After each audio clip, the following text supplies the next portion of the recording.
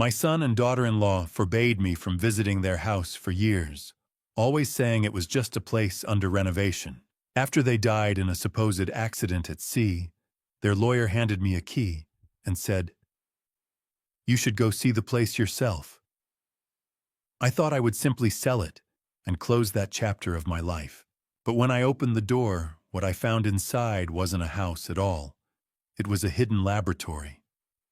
And the truth about my family nearly took the breath out of me. Hello everyone, welcome to our story. Don't forget to like, subscribe, and tell us where you're watching from. If you opened your child's house and discovered a shocking secret inside, what would you do? Please note, this is a fictional story, and some details are dramatized for storytelling.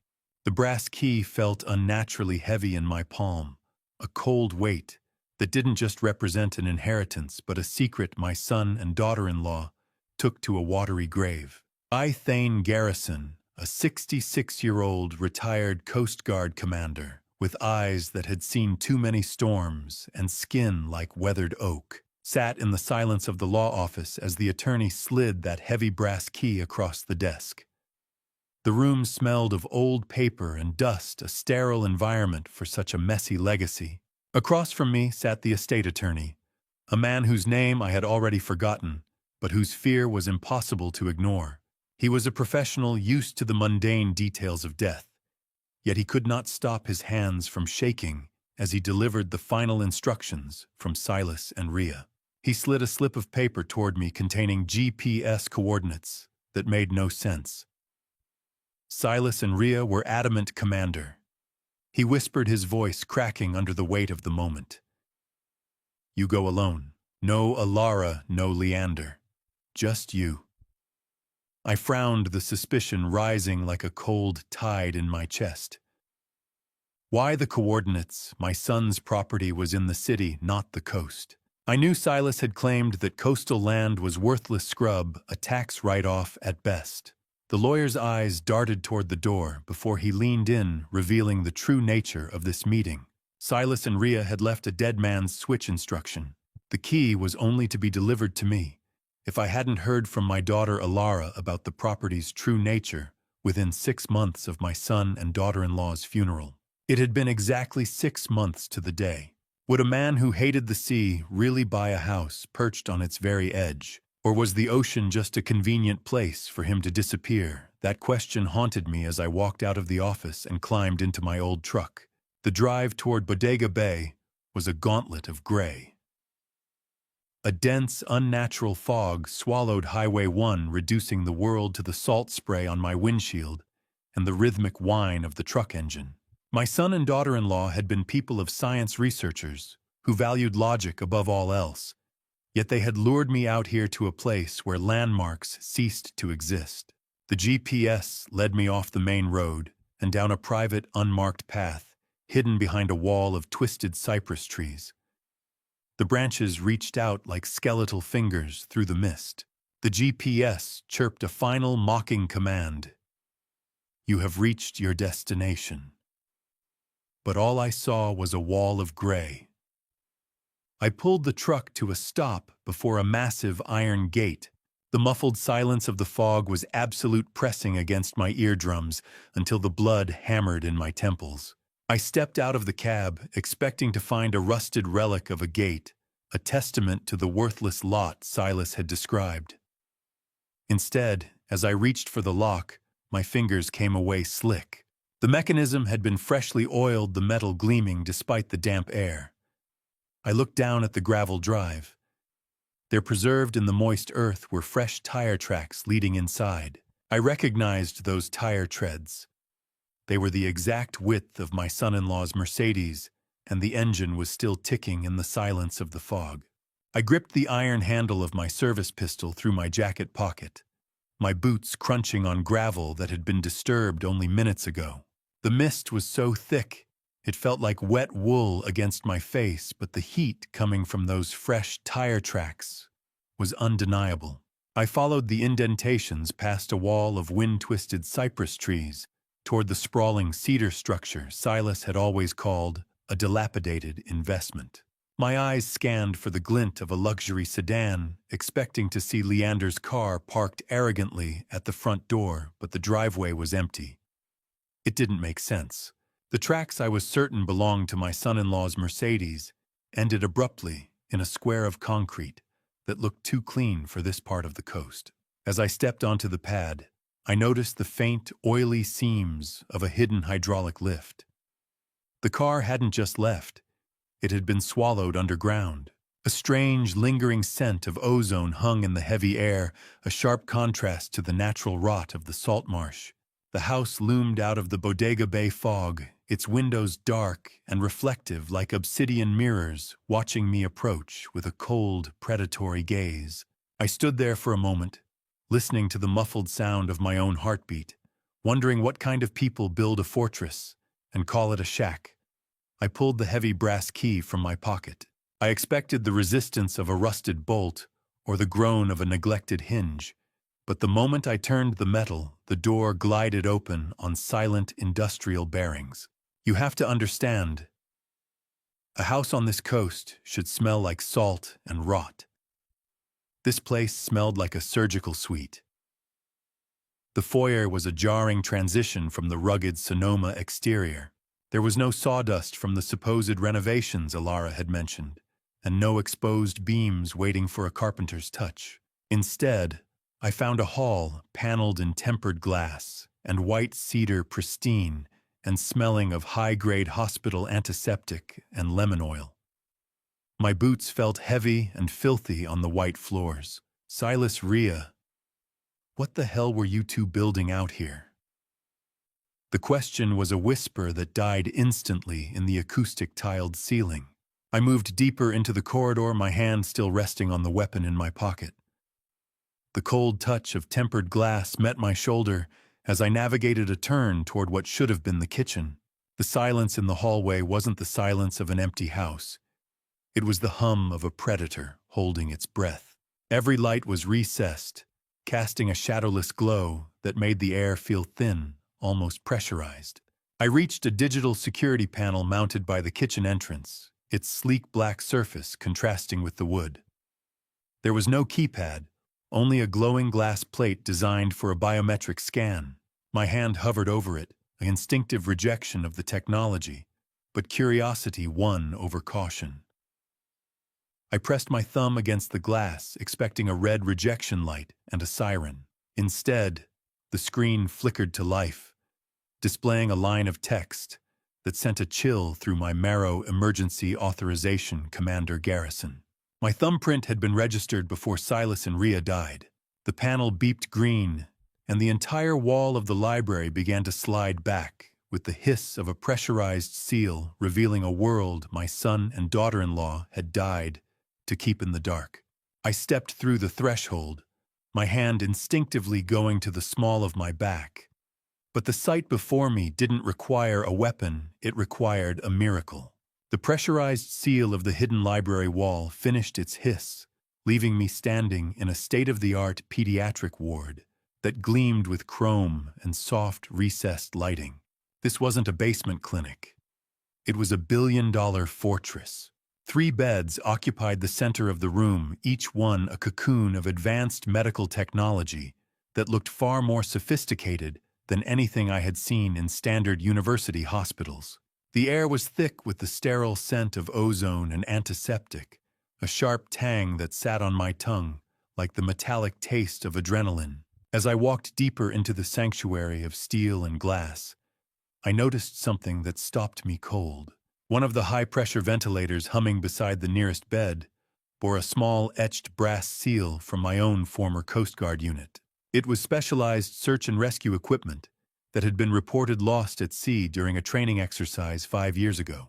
Silas and Rhea hadn't just been building a lab. They had been scavenging, pulling resources from the shadows to create this place. The silence of the room was broken only by the rhythmic hiss of ventilators and the soft, melodic chime of heart monitors casting a cold glow of blue LED light across the pristine floor. I felt a dawning realization that the son and daughter-in-law I thought I knew were only fragments of the people who had lived within these white walls. How many lives had been bought and sold within these white walls? While I was busy thinking my son had just become another cold-hearted city doctor, the soft hum of industrial air filtration seemed to mock my ignorance. Suddenly, a woman in a lab coat emerged from a side lab, her face a mask of exhausted ferocity. Dr. Leonie Sterling, 44, a bioinformatics researcher with gray-streaked hair pulled into a tight bun, emerged from the shadows of the lab with a look of desperate hope that quickly sharpened into a threat. She pointed a small security remote at me with the steady grip of someone holding a detonator. "Don't move," she commanded, her voice thin but sharp. "I've already alerted the silent alarm." "Who sent you?" "Was it Pharmacore?" I held my ground, keeping my hands visible but away from my weapon, my voice carrying the calm authority of decades on a quarterdeck. "I'm Thane Garrison. Silas was my son. Rhea was my daughter-in-law. And I think you're the reason they were looking over their shoulders for 3 years." Her defensive posture softened slightly at the mention of their names, her thumb easing off the button. She looked me up and down, searching for a family resemblance in the dim light. I could see the suspicion battling with her exhaustion. She lowered the remote slightly, but her eyes remained wary, tracking every move I made. This wasn't just about security. It was about survival. She stepped closer, the blue light of the monitors catching the lines of stress around her mouth. "You need to understand something, Commander," she said, her voice dropping to a low, urgent whisper. "That silent alarm I mentioned, it isn't connected to the local police. It's linked to an offshore server.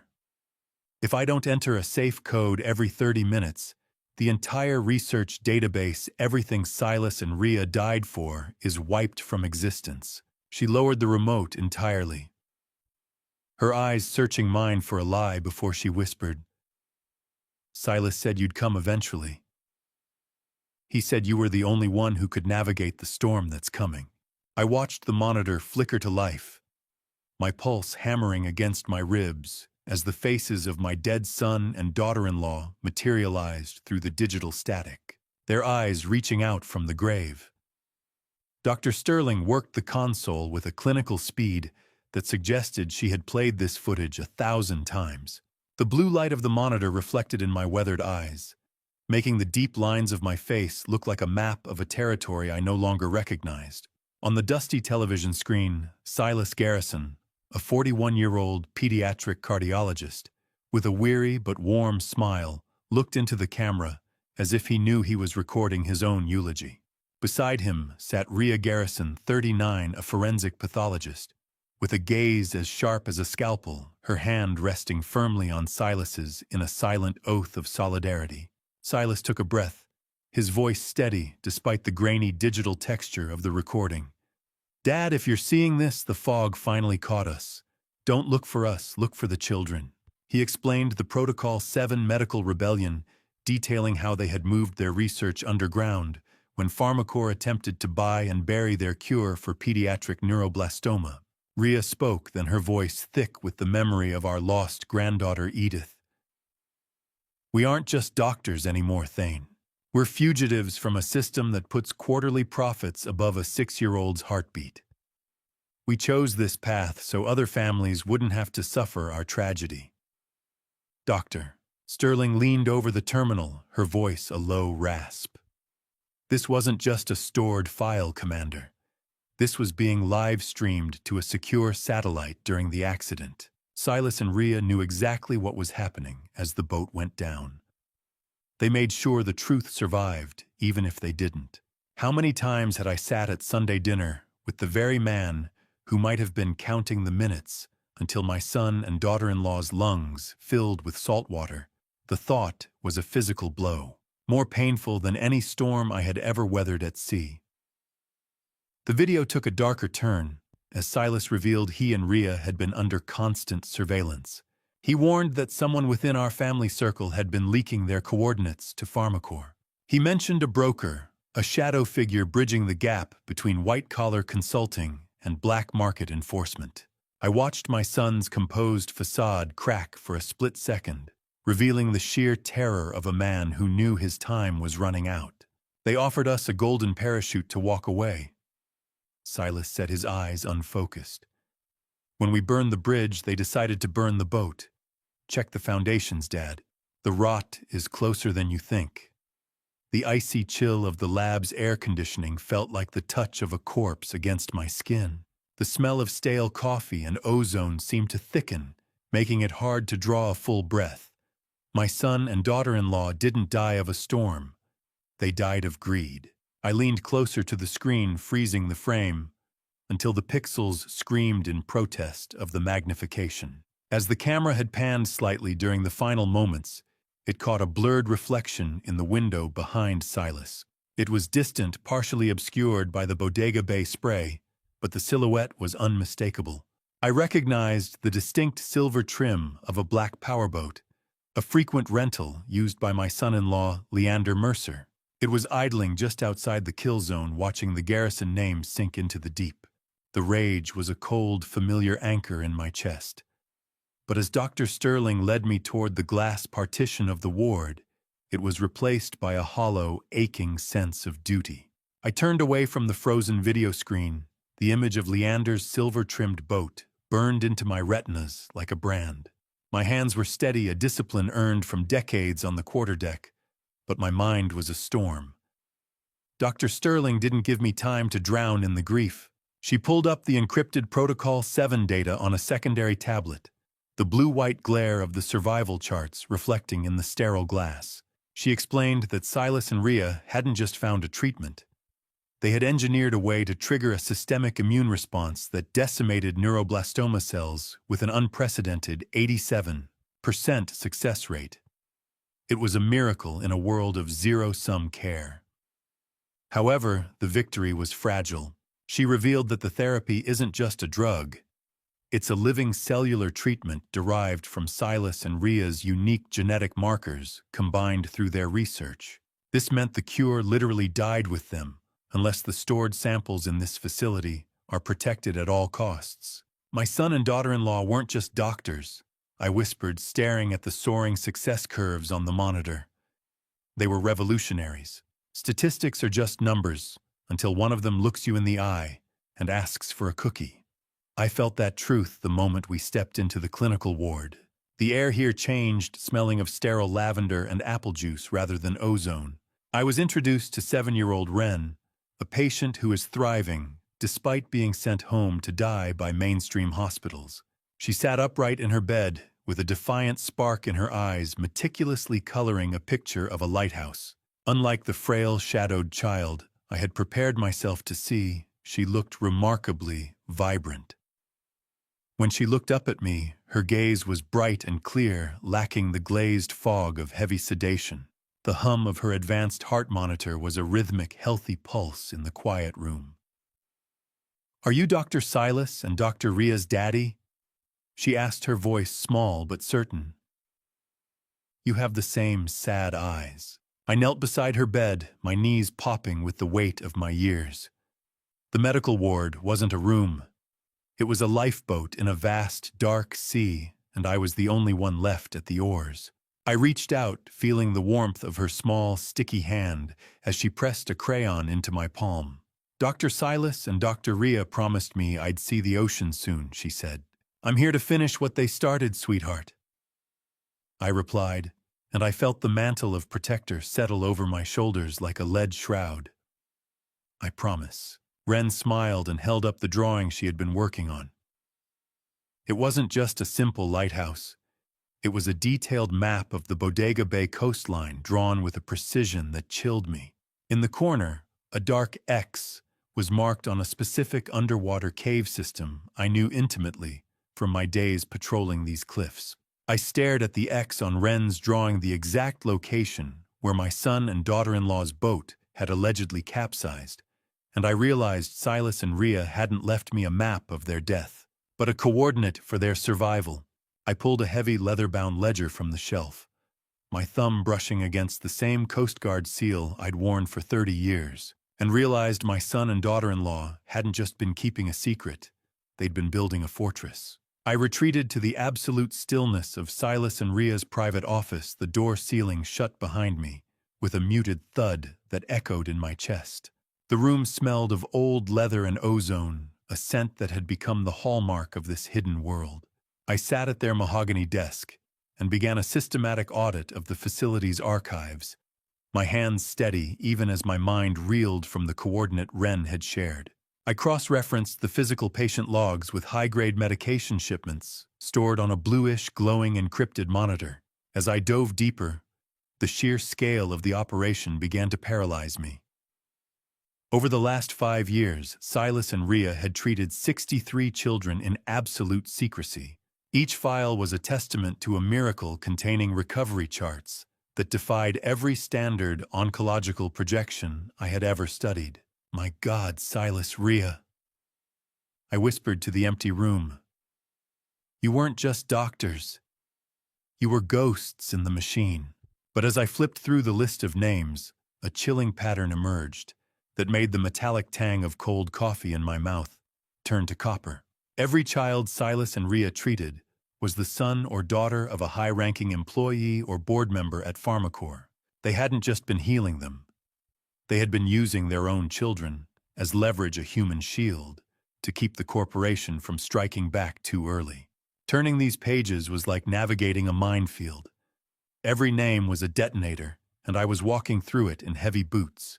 I felt the dry crinkle of high-grade vellum paper beneath my fingers, each page turning with a sound like a stifled gasp. Beyond the local files, I found an encrypted map detailing supply lines that stretched like a spider web from Switzerland to Singapore. This worthless scrubland in Bodega Bay was the central hub for a global network of rogue medical professionals. The scale was staggering, far beyond a simple family rebellion. This isn't a clinic. I realized the weight of the paper feeling like lead in my hands.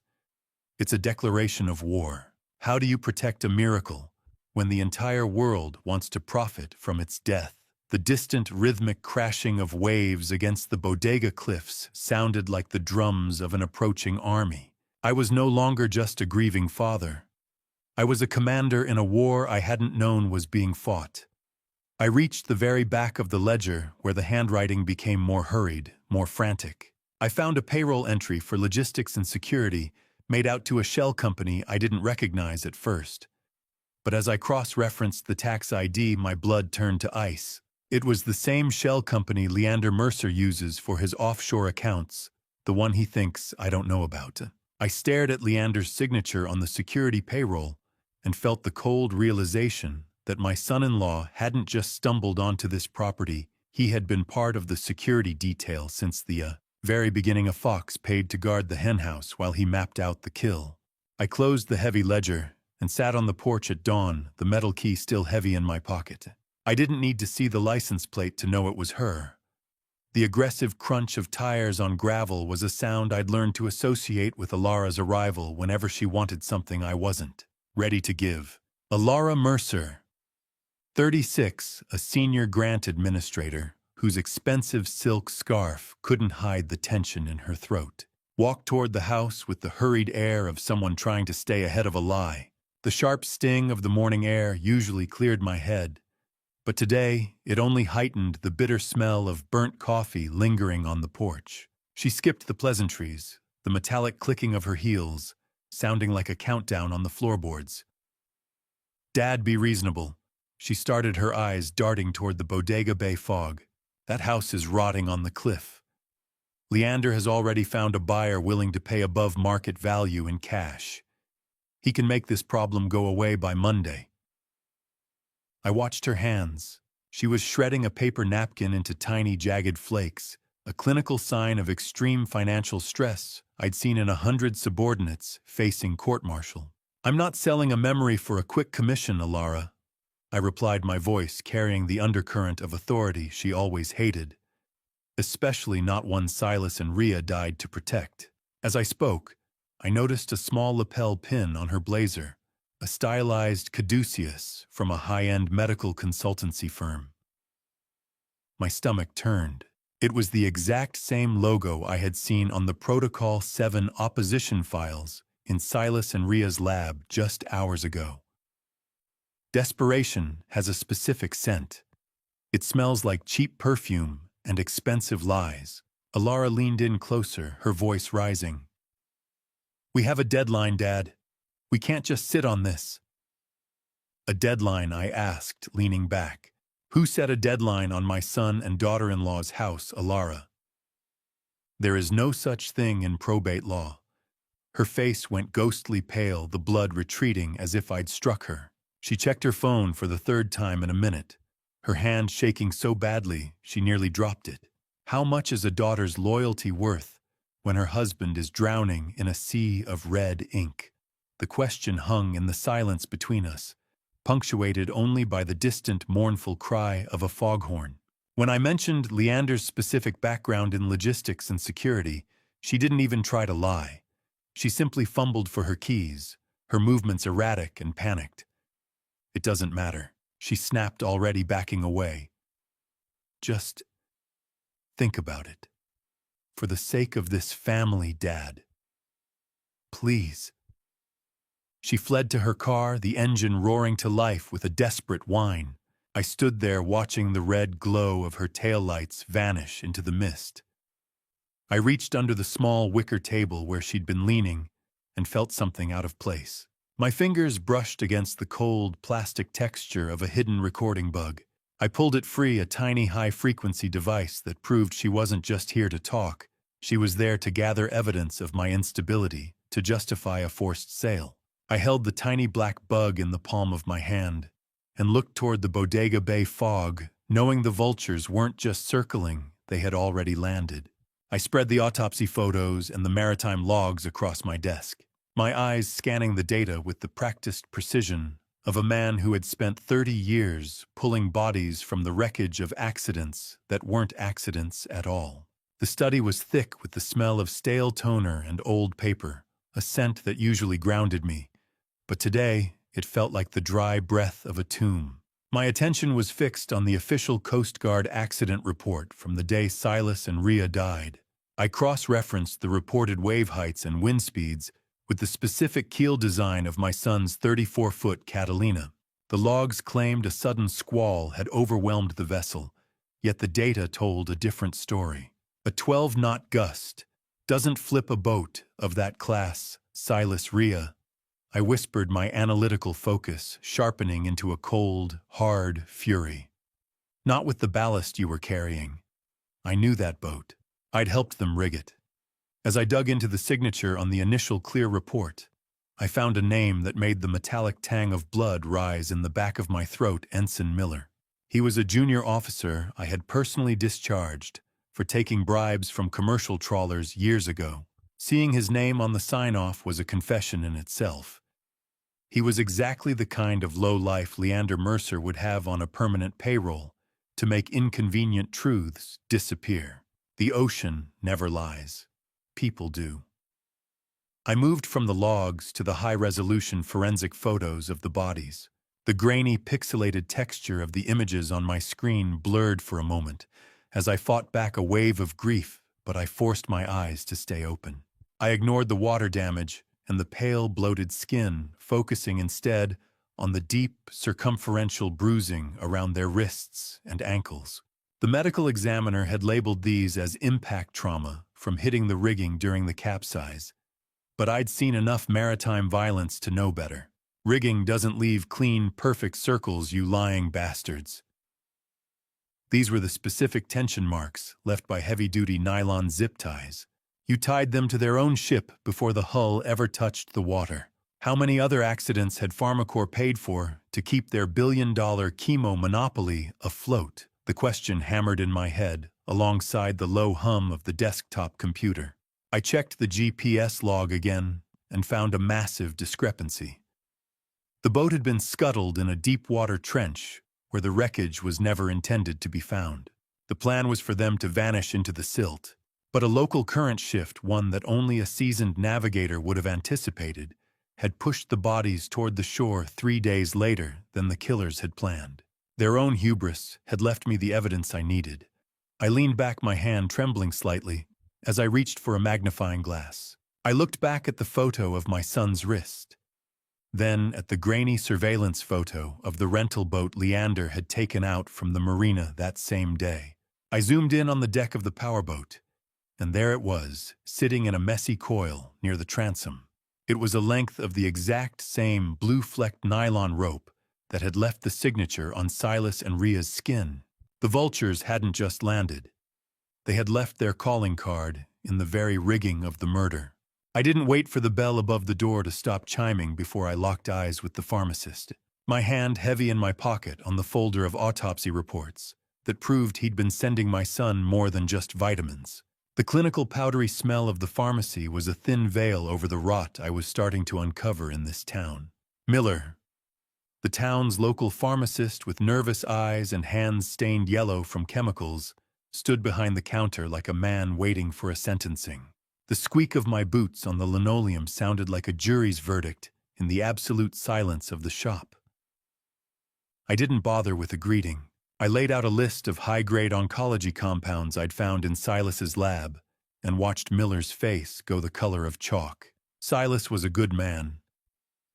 Thane, he stammered, his yellowed fingers twitching against the register.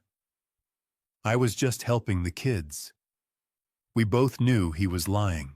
Good men don't ask you to cook the books, Miller, I said, my voice dropping into the low, disciplined frequency of a commander's interrogation. They don't have to.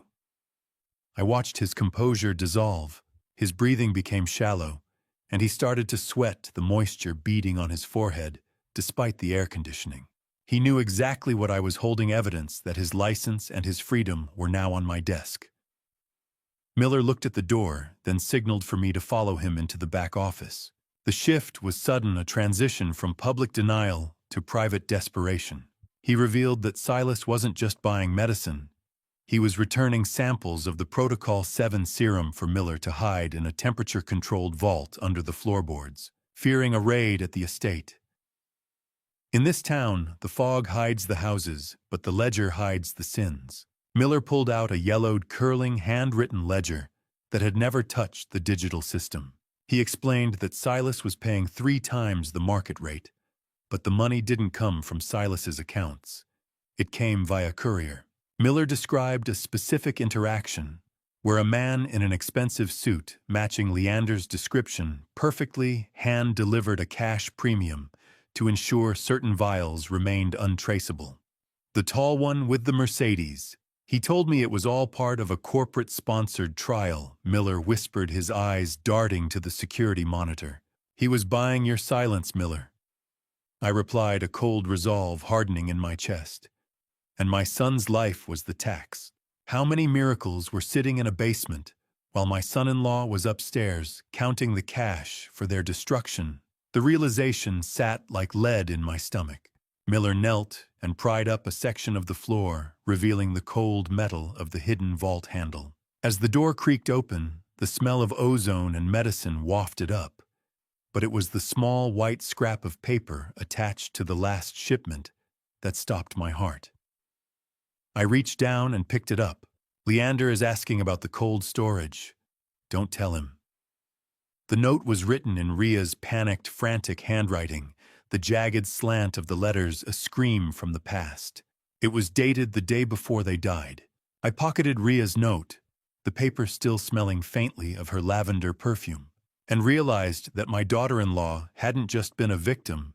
She'd been the one holding the line against her own family. I didn't just walk back into that house. I boarded it like a hostile vessel, my eyes scanning the baseboards and crown molding for the one thing Silas and Ria would have hidden where Alara's bugs couldn't reach. The heavy mahogany door of the estate groaned as it swung shut, sealing me into a silence that tasted of salt air and ozone.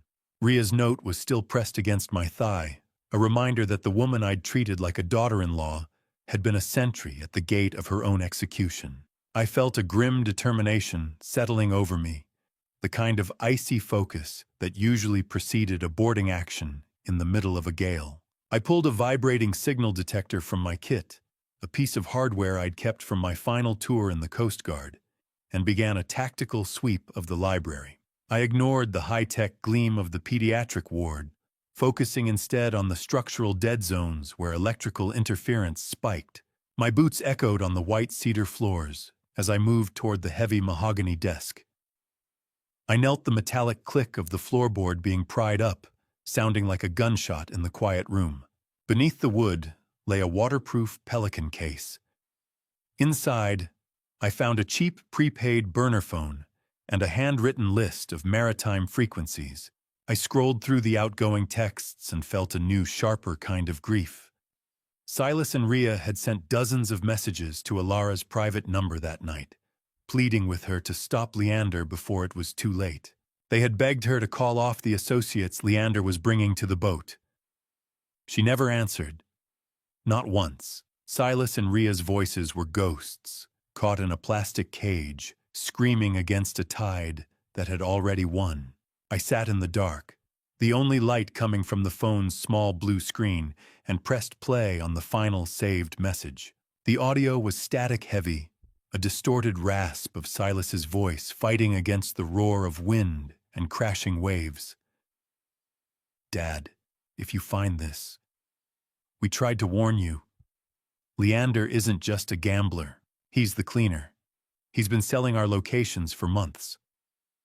The sound of a struggle erupted in the background, the heavy thud of boots on a deck and the hiss of salt spray. "I can hear them coming up the ladder." Silas whispered, his voice cracking with a visceral horror. "Tell Alara. Tell her I'm sorry I couldn't save her from him." How does a father listen to his son and daughter-in-law's last breath and still call himself a protector? The absolute, suffocating silence of the library after the recording ended was worse than the sound of the fight. I sat there paralyzed, the phone vibrating with a residual electronic hum in my palm. The voicemail didn't end with silence, though. As I played the last few seconds again, I heard the distinct electronic chirp of the same high-frequency bug I'd found on my own porch. The killers hadn't just murdered my son and daughter-in-law. They had recorded the entire act as a proof of performance for Pharmacore, a digital receipt for a job well done. I closed my eyes, the darkness of the room matching the darkness in my soul. But then beneath the sounds of the struggle and the mechanical chirp on the tape, a third voice spoke. It was a low, clinical murmur that didn't belong to Silas or Leander, a voice that whispered a name that made my blood turn to slush. The marina at 2 a.m. was a cemetery of masts and creaking wood, the kind of place where secrets are drowned in the tide. But I wasn't there to mourn, I was there to dig up a ghost. The cold, damp air of the coast clung to my jacket. As I navigated the slippery docks, the smell of diesel fuel and rotting kelp thick enough to coat my throat. My mind was still reeling from the audio I'd recovered from the burner phone. That third voice, the one whispering commands over the sound of the ocean, hadn't belonged to some corporate hitman. It was the same dry, precise tone of the attorney who had handed me the brass key in Sacramento. The legal inheritance hadn't been an act of my son's foresight. It had been a baited hook, a setup to watch me walk right into their surveillance net. I reached the security shack, the rhythmic slapping of water against the mossy pilings sounding like a slow, steady heartbeat. Elias, a weathered dockhand, with hands like cracked leather and eyes heavy with a debt he could never repay, led me into the flickering light of the security shed. He looked older than he was a man ground down by life until Silas had stepped in to save his boy. "Your son is breathing because of Silas Elias," I said, my voice carrying the weight of a debt that didn't need naming. "I need the raw logs from slip 42. He didn't ask questions. He knew the official investigation was a whitewash that only tracked the main channel. "Thane, if they catch me, I'm done," he whispered. But he was already pulling out a ring of keys. "Silas gave us everything. Follow me." We moved into the cramped server room, the low-frequency hum of cooling fans filling the air. Cameras don't have a conscience. They just have a memory. I sat before the grainy, green-tinted flicker of the infrared monitor, my eyes narrowing, as I pulled up the footage from the night of the storm. I watched Silas's sailboat glide out of the harbor, a small white ghost in a world of shadows. 10 minutes later, a low-profile, blacked-out powerboat detached itself from a private slip. It moved with a predatory grace, carrying no running lights, and sitting deep in the water, the mark of a reinforced hull built for a high-speed intercept in a rolling swell. The black boat on the screen moved like a parasite latched onto the wake of my son's life. I watched the clock on the screen crawl forward, my pulse thudding in my ears. 3 hours passed in a digital blur until the shadow vessel returned to the pier. My hand froze on the playback dial. As the boat nudged against the dock, the infrared camera caught a clear, high-contrast shot of the driver removing a tactical mask. It was Leander, just as I'd suspected, but he wasn't alone. I watched as Alara stepped onto the pier behind him. She wasn't weeping. She wasn't the grieving widow she'd pretended to be for 6 months. She was carrying Silas's encrypted laptop, clutching it to her chest, like a trophy won in blood. I froze the frame on Alara's face as she stepped onto the pier, her expression not one of grief, but of cold, calculated victory, as she handed my son's life's work to the man who had just killed him. The betrayal was absolute, a perfect circle of rot that started at my own dinner table. I slid the encrypted drive into my pocket, the plastic edge biting into my thigh, like a reminder that I was no longer just a grieving father, I was a walking crime scene. I moved quickly through the marina parking lot, the rhythmic distant ticking of a wall clock in the guard shack, echoing the frantic pace of my thoughts. Once inside my truck, the smell of ozone and motor oil from the garage clung to my clothes, a tactile ghost of the investigation. I powered up my laptop, the blue-white glare of the screen washing over my face in the darkness. I needed to verify the ghost that had rented that black powerboat. I used the truck's secure satellite link to cross-reference the alias David Morrison found on the marina rental receipt. It didn't take long for the cold truth to surface. The identity was a patchwork of stolen data built using the social security number of a deceased Coast Guard veteran who had served under me 2 decades ago. My pulse hammered in my temples. You used one of my own men to kill my son Leander. You didn't just cross a line, you burned it.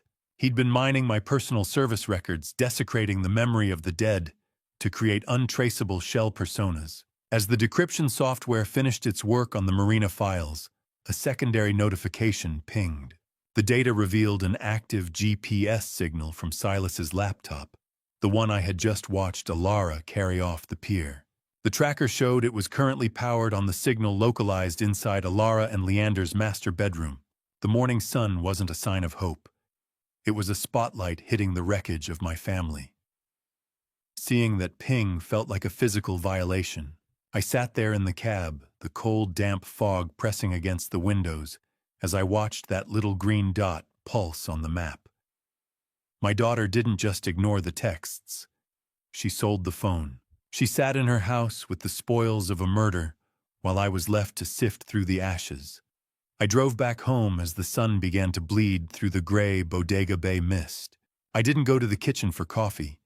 I went straight to my basement study. I retreated to the far corner and opened a heavy fireproof safe hidden behind a false workbench. I meticulously cataloged the day's haul, the digital drive, the verified alias report, and Ria's lavender-scented note. This isn't enough for a courtroom yet. I muttered, my voice sounding hollow in the small room. Not with their lawyers. I need the money trail. If I went to the local police now, the PharmaCorp connections would ensure this evidence disappeared before it ever reached a judge's bench. I had to be the investigator, the prosecutor, and the jury. As I reorganized the rental boat agreement, my fingers brushed a seam I hadn't noticed before. I peeled back a hidden compartment in the back of the paperwork and found a digital signature from the PharmaCorp Security Division. It was an explicit authorization for the retrieval of proprietary biological assets. They hadn't just been hunting Silas. They had been checking boxes on a corporate balance sheet. I slammed the safe door shut and spun the dial, the heavy thud of the bolts echoing in the empty house like a hammer on a coffin nail. The sound was final. The man who had entered this study was gone, replaced by a commander preparing for his final engagement. How much does it cost to buy a man's soul and have him murder his own family, according to the numbers appearing on my secure monitor. The price of my son and daughter-in-law's lives was exactly $500,000. I sat in the oppressive silence of my basement study, the heavy thud of the safe bolts from moments ago still vibrating in the back of my mind. The dark room was illuminated only by the green glow of the terminal reflecting in my glasses, casting long, skeletal shadows against the false workbench. My fingers moved with a rhythmic tapping across the keys as I initiated a secure channel to a ghost from my past. Red had been a lead forensic accountant for the Coast Guard Investigative Service before he decided that the dark web offered a more honest living. I fed him Leander's social security number and the shell company name I'd unearthed from Silas and Ria's secret ledger. I need a full financial autopsy on Leander Mercer. I typed my jaw tight. Start with the David Morrison alias. The metallic smell of the computer tower's cooling fans filled the small space while I waited. Red's response appeared in a scrolling blur of crimson text. Thane, this guy isn't just in debt. He's underwater in a trench. He's been bleeding out for years. I watched a progress bar crawl across the screen as Red bypassed the firewalls of offshore gambling sites and predatory equity firms. The truth that emerged was a staggering portrait of greed. Leander had acquired a massive $850,000 debt, not through bad luck, but through a calculated gamble. He had purchased heavy short-sell options against Pharmacore stock. He wasn't just working for them.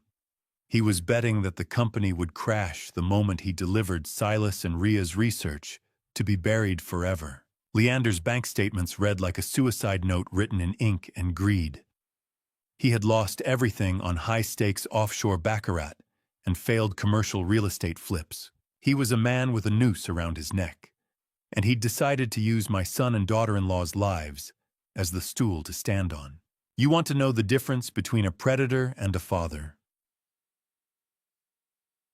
A predator knows exactly what your life is worth in cash. A father doesn't realize there's a price tag until he's looking at a wire transfer. Red hit the mother lode at midnight. A dossier arrived, itemizing a $500,000 deposit from Aegis Strategic Consulting, a notorious Pharmacore front. It hit Leander's account exactly 72 hours after the boat went down. $500,000, I whispered to the cold walls. That's what a successful assassination looks like on a balance sheet. But the sudden sharp chill of realization didn't stop there. As I dug deeper into the decrypted files, Red highlighted a secondary account. It was a private offshore ledger in Alara's name. It had been receiving a monthly stipend of $10,000 from that same Aegis shell company for over a year before Silas and Ria ever died. My breath hitched the air in the basement, suddenly feeling too thin to support life. I stared at Alara's name on that monthly stipend, the dates matching perfectly with every holiday she'd spent away from us. And I realized my daughter hadn't just been a victim of Leander's manipulation, she had been on their payroll since the beginning. She wasn't just covering for her husband. She was an active participant in the corporate surveillance that had pinned Silas and Ria like butterflies to a board. I bypassed the front door, slipping through the ventilation service hatch with a cold efficiency that would have made my old training instructors proud and my son terrified. The estate above was silent, but down here in the belly of the Bodega Bay facility, the dry, stale air of the server room tasted of static and ancient secrets. I moved through the shadows with icy tactical detachment, the revelations of Alara's betrayal sitting in my stomach like lead. I reached the primary server stack, tucked discreetly behind the hum of the cryogenic storage units. The blue flicker of server LEDs danced across my knuckles as I pulled a military-grade encryption bridge from my pack. My fingers steady, despite the adrenaline, navigated the cold, slick texture of the Ethernet cables as I forced a hardwired connection into the terminal. The rhythmic whirring of cooling fans was the only sound in the dark. This stays in the light now, Silas, I whispered to the empty room. No more shadows. I initiated the mirroring process, watching the transfer bar begin its slow crawl across the screen. Every gigabyte of Protocol 7 data moved to the decentralized cloud was a nail in Pharmacor's corporate coffin. However, the system balked, the screen flashing amber. A secondary biometric override was required, not just my thumbprint, but a scan from a living patient 0. I stared at the prompt, realizing Silas had tied the very survival of his research to Ren. The server room breathed with a low electric growl, the heartbeat of a secret that had already cost too many lives. I bypassed the physical scan by injecting the baseline biometric signature from Ren's local medical file, a move that felt like a surgical strike against my son's own failsafes. The transfer resumed, the smell of ozone and overheated copper thickening as the processors strained. Data is weightless, yet it felt like I was carrying the bodies of everyone we'd lost on my shoulders. Suddenly, the lights in the lab flickered. The internal sensors had detected the unsanctioned backup and were attempting to initiate a localized purge. I fought back my hands, flying across the keys to override the deletion protocol, essentially tricking the facility into believing this was an authorized maintenance cycle. "Come on, you digital bastard!" "Just 5 more minutes," I hissed, watching the percentage climb. A cold sweat broke across my neck when the power fluctuated again. This wasn't just a system error. The facility was being remotely accessed from an external node. I checked the access logs, my blood turning to slush as I read the entry from 6 months ago. Someone had attempted to download the Protocol 7 core files exactly 4 hours before the boating accident, using Alara's administrative credentials. She hadn't just been on the payroll, she had been the one who opened the door for the executioners. I watched the final few megabytes sink, my jaw clamped shut so tight my teeth ached. The betrayal was a living thing, now documented in time-stamped code. I prepared to disconnect, but the terminal chirped with a final unsolicited notification. As the final byte transferred, a new file appeared on the screen, titled with my granddaughter's name and a countdown timer that was already at 0. The folder icon pulsed a warning red, a digital ghost, waiting for its moment to speak. I reached for the drive, but my eyes were drawn to the security monitor in the corner. Through the grain of the night vision feed, I saw the unmistakable crimson glow of an SUV's brake lights at the perimeter gate. The ghost file named after my granddaughter was still decrypting when the thermal sensors on the north gate spiked 2 heat signatures that didn't belong to the local deer population. I switched the lab's auxiliary monitors to the external feed, the grainy green glow of the thermal monitors illuminating a blacked-out SUV idling without lights at the end of the Cypress Line drive. My years in the Coast Guard kicked in, a cold, clinical calm settling over me as I analyzed the vehicle's tactical modifications through the grain. It had the reinforced bumpers and run-flat tires common in high-end private security details. Pharmacor wasn't just monitoring this property from a distance anymore. They were positioned for a dynamic entry. I zoomed in on the license plate, the digital enhancement software humming in the silence. The registration came back to a holding company I recognized instantly from the financial dossier Red had sent me earlier. It was a subsidiary of Leander's firm. The security Leander had provided Silas wasn't a shield. It was a surveillance net designed to tighten the moment the corporate masters gave the word. "You're late to the party, boys," I whispered to the flickering screen. "The data is already in the wind. A black SUV in a white fog is a shadow with teeth, and I knew exactly how sharp those teeth could be."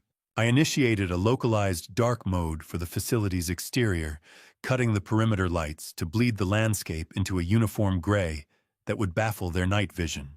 I packed the encrypted bridge and Ria's original notes into my jacket, the weight of the drive feeling like a live grenade against my ribs. I had to move.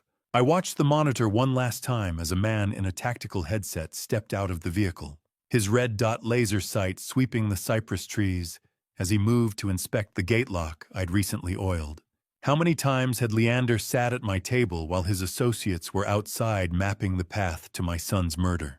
The thought was a physical weight, but I pushed it aside, choosing tactical focus over the luxury of rage. I retreated toward the back of the lab, entering a narrow, damp drainage tunnel that Silas had meticulously mapped out as an emergency exfiltration route.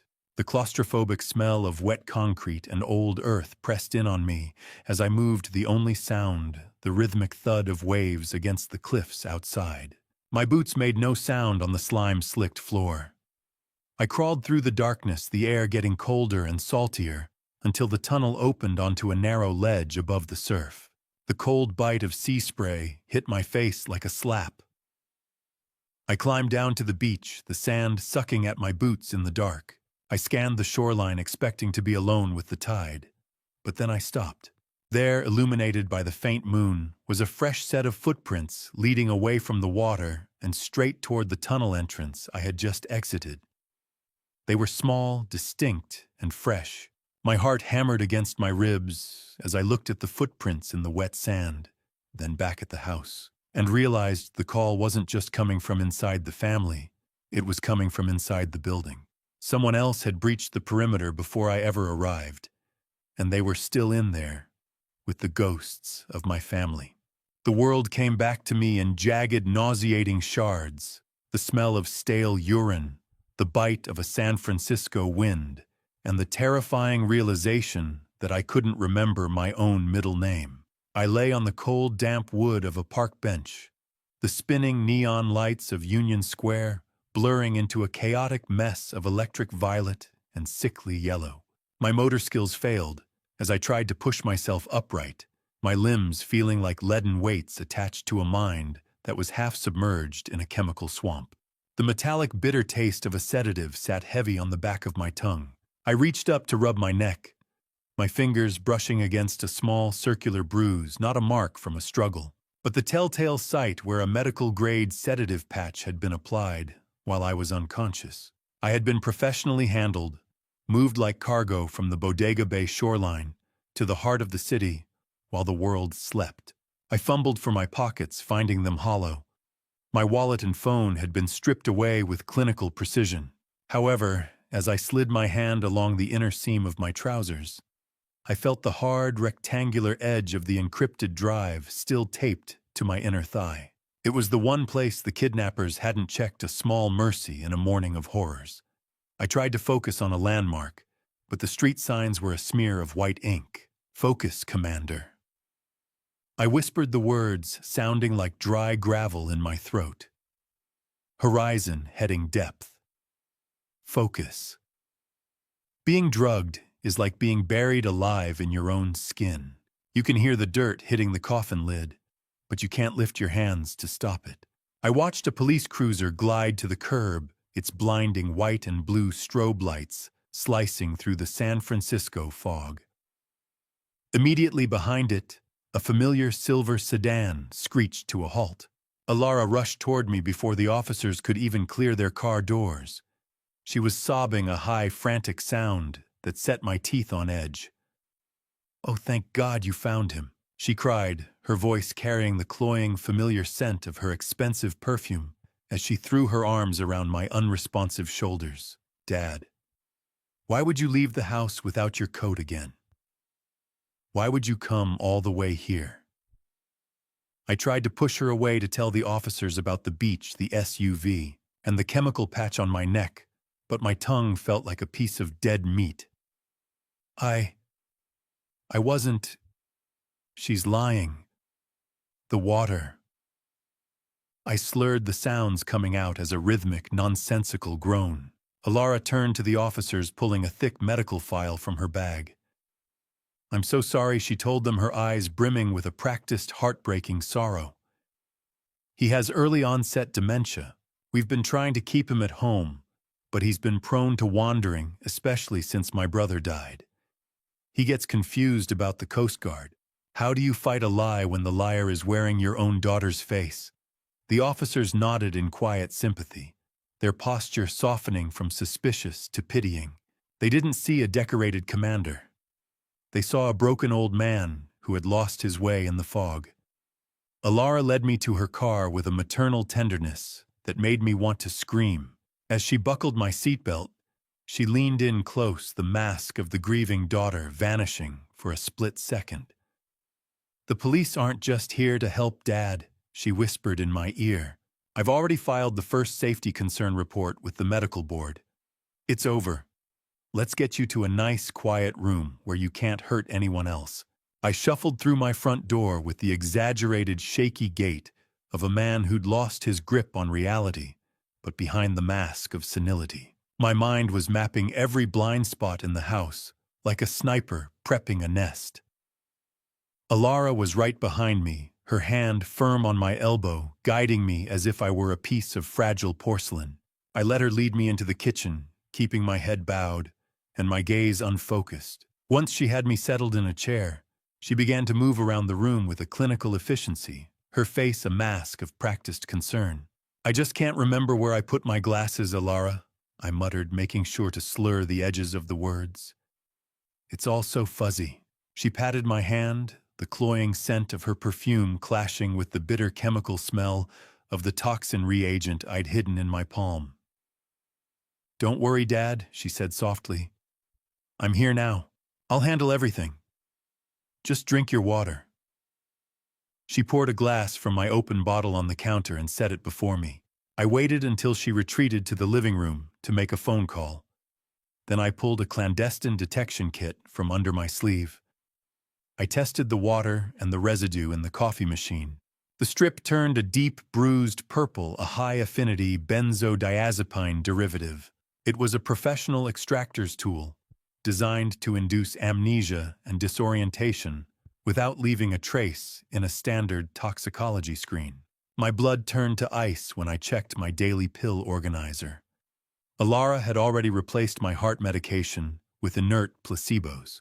She wasn't just waiting for me to fade. She was actively dismantling my physiology to ensure my mental decline was permanent. A home is a sanctuary until the person holding the key wants you dead.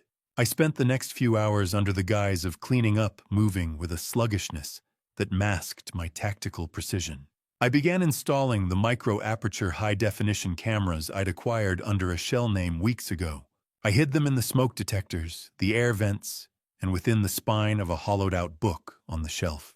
The tiny, needle-sharp lenses were invisible to the naked eye, creating a 360-degree surveillance net. I routed the data through an old Coast Guard satellite bounce to bypass the home IP address, the high-pitched whine of the encryption bridge, a comforting song of resistance in the silent house. How many accidents start with a glass of water and a daughter's worried smile?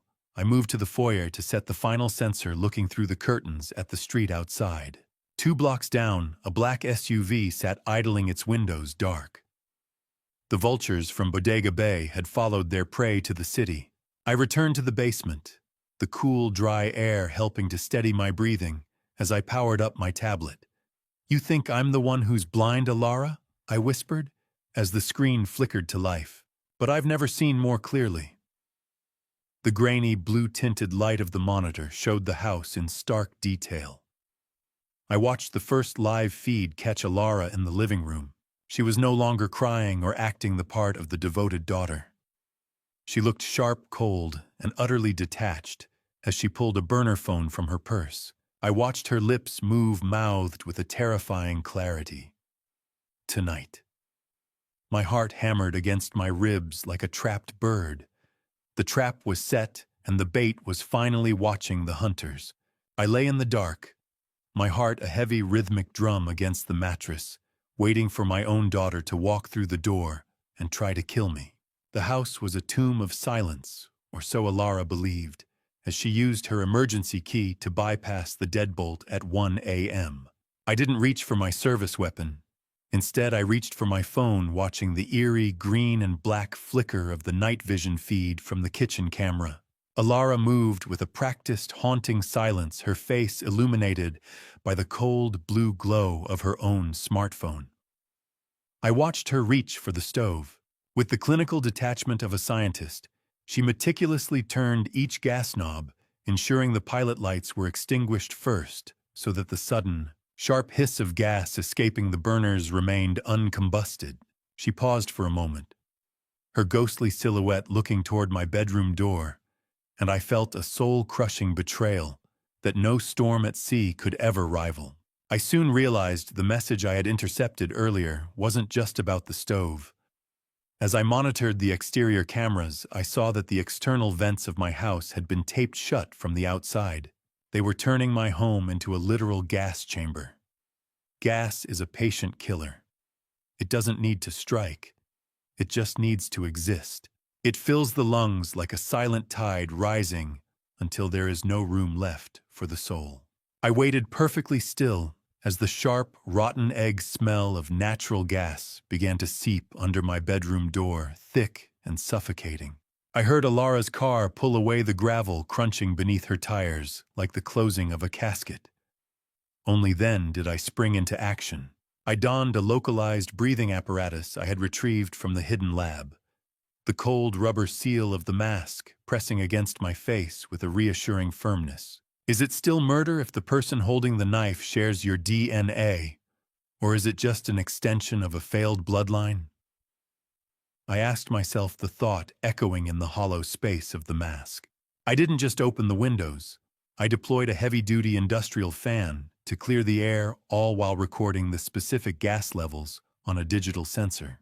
I needed proof that the concentration was lethal, a digital receipt for her intent. "You didn't even hesitate, Alara," I whispered into the darkness. "You just turned the dial." I retreated to the basement to review the full exterior footage, and that was when the final shard of my heart disintegrated. Helping Alara seal the vents was a second figure, Leander Mercer. He was holding a medical bag, the very one that likely contained the sedative used on me in San Francisco.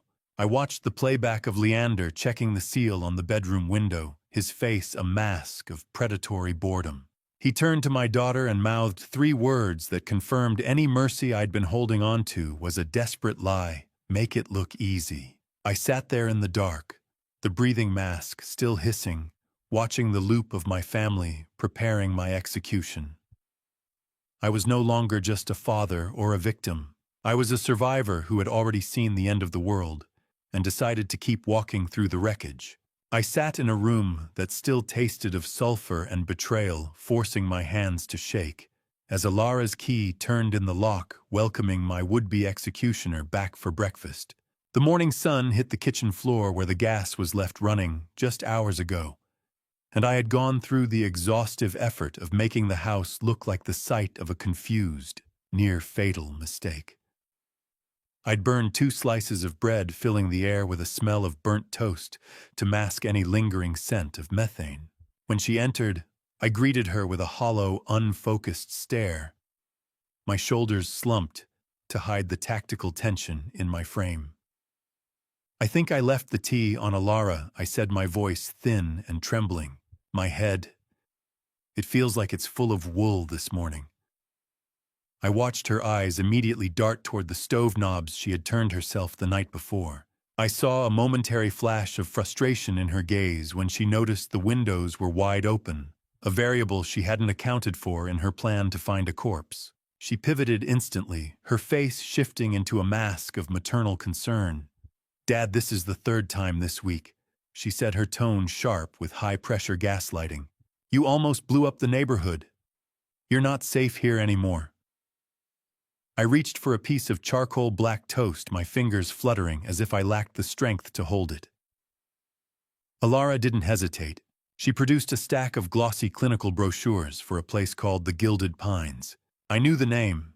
It was a high-security memory care facility under the PharmaCore umbrella, a corporate-owned waiting room for those they needed to disappear quietly. "Leander says they have the best doctors," she said, sliding the brochures across the table. Her hand felt like an artificial warmth on my shoulder, heavy and proprietary. "You'll be happy there, Dad. No more accidents." I looked down at the pictures of smiling seniors and manicured lawns, realizing the pen she was handing me was unusually heavy. It was a cold, metallic weight that felt out of place. My son's research into biometric security flashed in my mind. The pen was a scanner designed to capture my signature and fingerprint simultaneously for an immediate, irrevocable transfer of power of attorney. A daughter's kiss on the cheek can be more lethal than a bullet if her heart is made of ice. She leaned in closer, the rhythmic ticking of the kitchen clock, measuring the final seconds of my supposed freedom. How many times had I taught her to be brave, only for her to use that courage to bury her own father. "If you think it's best, honey," I whispered, projecting a broken, frightened submission. "I just want to stop being so confused." I took the pen and began to sign the voluntary commitment papers. I moved the nib across the page with slow, deliberate precision. I wasn't signing my life away. I was writing in a maritime distress script, a subtle, coded variation of my signature that my bank and my personal lawyer were specifically trained to recognize as an authorized signal of coercion. She took the signed papers with a triumphant smile, unaware that the ink on that page was the first step in the legal noose I was tightening around her neck. She stood up, already tucking the documents into her bag, as if she were checking off a task on a corporate spreadsheet. "We'll get you packed soon," she said, her voice bright with victory. The doorbell didn't just ring. It sounded like a depth charge exploding in the quiet of my hallway, announcing that the legal war for my soul had officially begun. I stood in the foyer, forcing my posture to sag, letting the weight of the previous night's staged trauma show in the lines of my face. When I opened the door, the morning air felt heavy, carrying the low, distant rumble of a city bus passing by.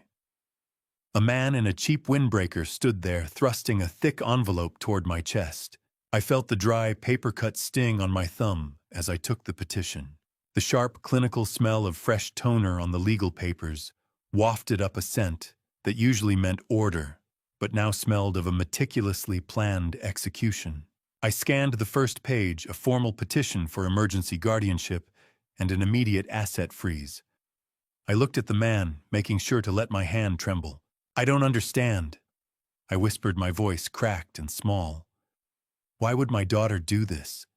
The man didn't look like a professional process server. His eyes were hard, scanning my hallway for valuables, and his knuckles were scarred. I recognized the type, a low-level enforcer for the same debt collection group Leander owed money to Scent, to intimidate me under the guise of legal service. "Just the messenger, sir," he grunted, already turning back to his car. "You have a hearing in 72 hours. The heavy, ominous thud of the front door closing behind him punctuated the start of my countdown. I retreated to my study and locked the door. Paper is the only weapon that can kill a man without drawing a single drop of blood. I read through the affidavits signed by Alara and a neutral medical evaluator. They'd used the drugged park bench incident and the staged gas leak as primary evidence of my rapid cognitive decline. It was a perfect trap, built on the very crimes they had committed against me.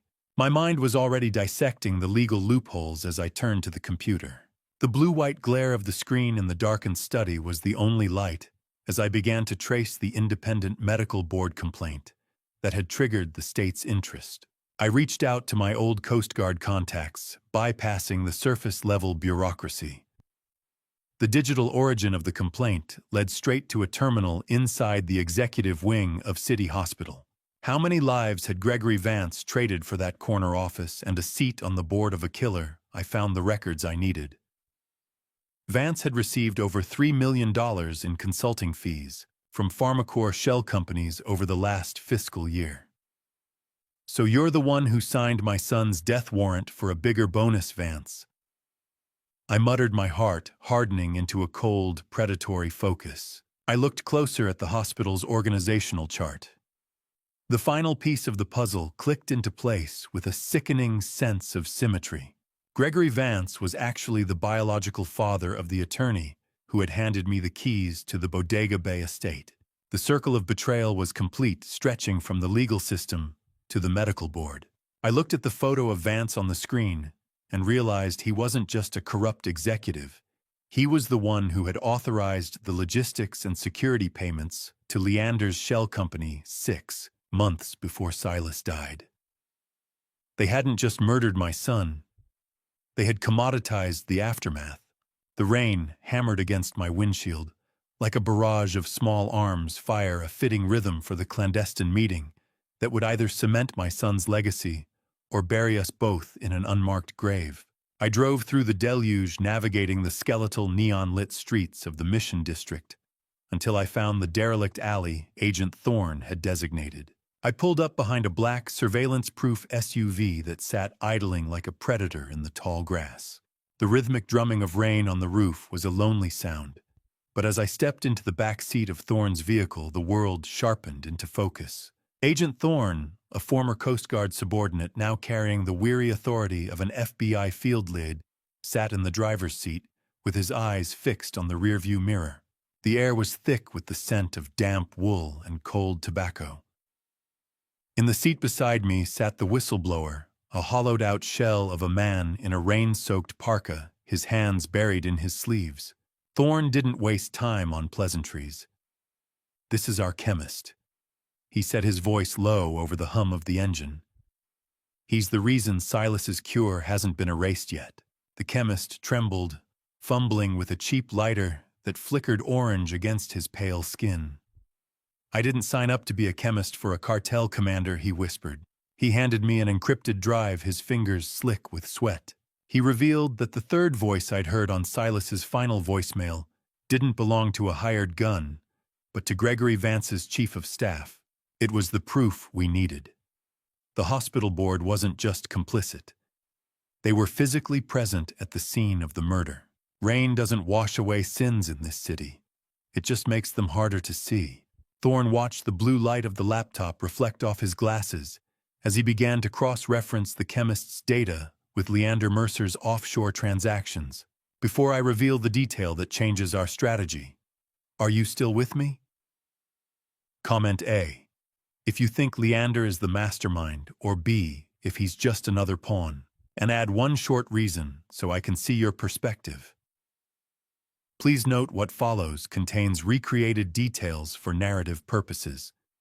The message is what I hope stays with you. Thorne's face hardened into a mask of lethal resolve. "The paper trail is solid, Thane, but we need the voice. We need him to brag about the payout to make this stick in a federal court."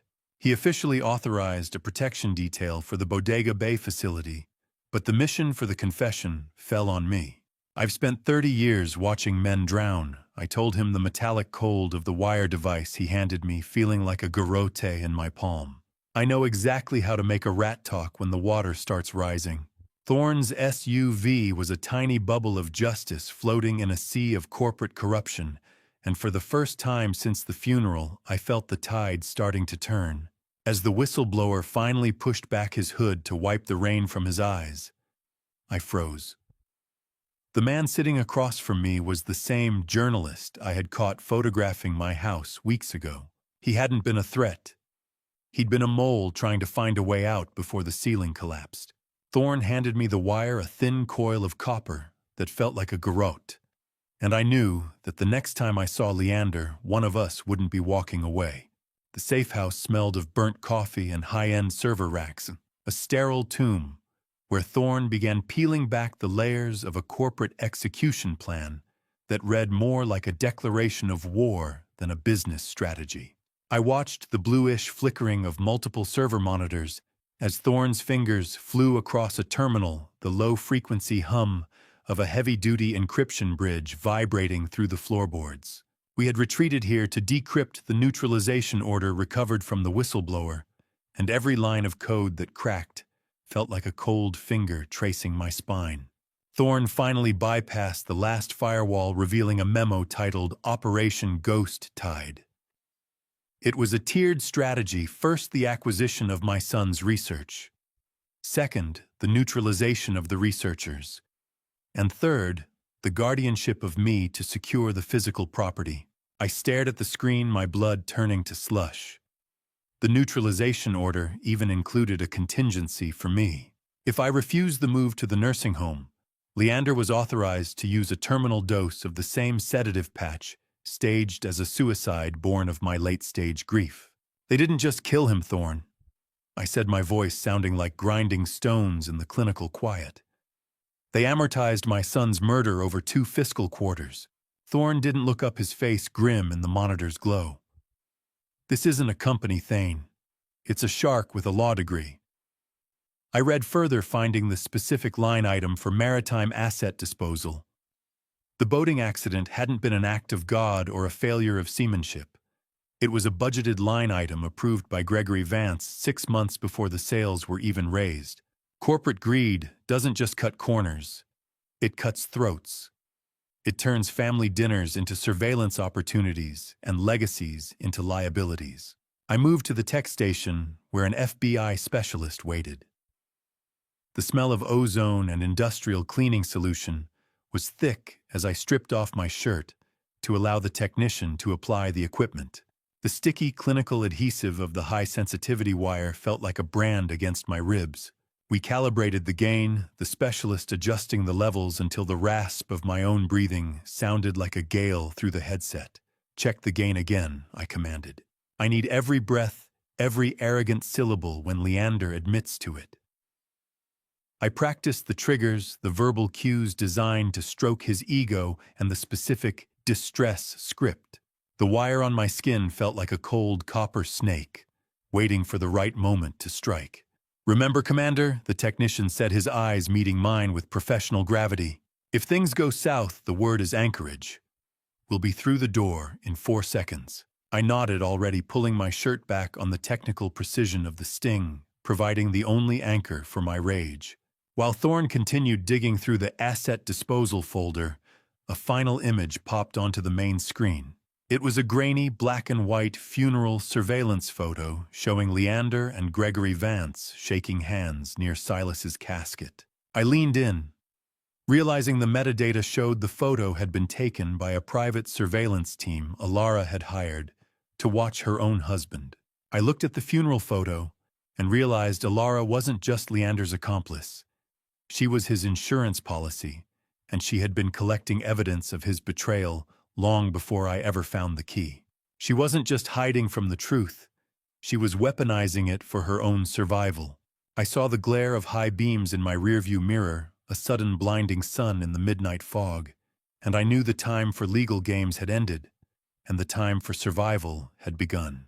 I was pushing my truck hard along the serpentine curves of Highway 1, the icy spray of the Pacific hitting the windshield in rhythmic, violent bursts.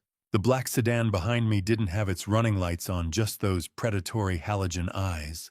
It surged forward, attempting a professional pit maneuver to send me over the 200-foot drop into the black surf below.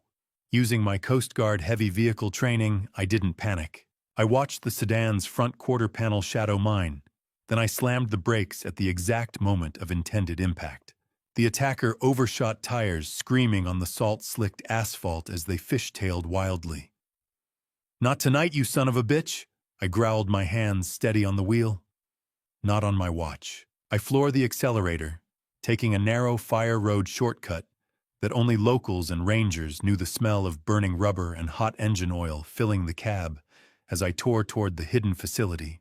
I reached down to check on Ren's wheelchair, which I had secured in the back earlier, and my fingers brushed against a small, cold lump of plastic. I pulled it free and realized it was a magnetic GPS tracker. They weren't just following my truck. They were tracking the living patient Zero directly. I arrived at the Bodega Bay estate with the engine ticking from the heat. Dr. Sterling was already waiting in the subterranean garage, her face a mask of controlled urgency. She had prepped the 3 remaining children, their small forms bundled against the coastal chill. Tires screamed on the asphalt, a sound like a wounded animal in the dark, but it was distant, coming from the main gate. "Commander, they were at the perimeter 5 minutes ago, Doctor," Sterling said, her voice tight. "We have to move now." We began loading the kids and the portable life support systems into the unmarked armored van Silas had kept hidden for this exact scenario. The rhythmic, artificial beep of the children's portable monitors was the only clock that mattered now. "I'm taking them to the old lighthouse station," I told her as I helped Ren into her seat. "It's off the grid and federally protected." The armored van was our metal ark, carrying the only hope left in a world that wanted to drown it. I felt the heavy, vibrating thud of the van's armored door closing, sealing the children away from the wolves outside. We moved out through the coastal scrub, the pale, ghostly light of the lighthouse appearing in the distance like a beckoning finger. As we reached the secondary safe house, Sterling reached into her pocket and pulled out a small rectangular object. "I found this hidden inside the facility's medical fridge Thane," she whispered, handing me a private keycard embossed with Alara's name. It wasn't just near the data. It was tucked behind the primary cellular samples. I held Alara's keycard. The plastic cold and damning, and realized my daughter hadn't just betrayed Silas. She had been trying to contaminate the samples, attempting to kill the very children he'd died to save. The betrayal had moved beyond greed. It had become a calculated erasure of everything my son had built. I stood in the center of the silent ward, the copper wire beneath my shirt itching like a guilty conscience, listening for the gravel crunch of a man who thought he was coming to collect an inheritance, but was actually walking into a cage. I checked the adhesive on my ribs one last time, feeling the cold, hidden pressure of the wire against my chest. The children were safe at the lighthouse, and the bait was set. I moved into the library, the dry, rhythmic ticking of the wall clock, counting down the seconds of Leander Mercer's freedom. When the front door finally groaned open, I slumped into a leather armchair, a glass of amber liquid in my hand. I made sure the clink of ice against glass was audible, the sound of a broken man seeking solace in a bottle. Leander entered with the confidence of a king, his eyes already scanning the architecture, calculating the square footage for a quick resale. He didn't see a threat. He saw a relic. "I'm tired of the fog, Leander," I said, my voice thin and hollow. "I'm ready to sign the deeds. I just need to know. Tell me it was quick. Tell me they didn't suffer." Leander poured himself a drink, the predatory gleam in his eyes unchecked. "You always were too sentimental, Thane. Business doesn't have room for ghosts." He leaned against the mahogany desk, swirling his glass. He actually smiled when he told me Alara was the one who suggested using the blue-flecked nylon rope. She knew Silas wouldn't suspect maritime gear, he chuckled. "It's poetic, really. Evil doesn't always look like a monster. Sometimes it looks like a son-in-law in a tailored suit. Goaded by my perceived weakness, his ego took the helm. He mocked Silas and Rhea for being Boy Scouts who tried to disrupt a multi-billion-dollar ecosystem. He described in chilling detail how he used the pharmacy supplies to drug them before tying them to the rigging. He wanted to ensure they went down with the ship while he watched from the powerboat. Silas and Rhea looked at me like I was a monster. Leander continued, his voice dripping with arrogant satisfaction. They begged for each other's lives, but I told them I was just a consultant clearing a debt. "The blue rope held just fine, Commander.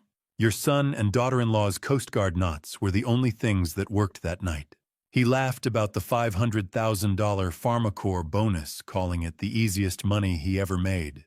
"How do you sit across from the man who drowned your children and keep your hands from reaching for his throat?" I gripped the chair arms until my knuckles turned white, maintaining the facade of a shattered father.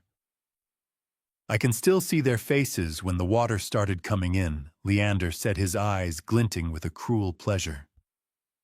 Rhea screamed for Silas. Silas begged me to let her go. But you know what the best part was? They died together. How romantic. He reached into his jacket and produced a syringe, the sharp, metallic smell of the surgical needle cutting through the scent of old books. He admitted his plan was never to send me to a nursing home. He was going to administer a terminal dose tonight and claim I died of a broken heart. It was the final piece of the puzzle recorded by a dozen federal ears. Leander stepped toward me, the needle gleaming under the library lights, his face inches from mine.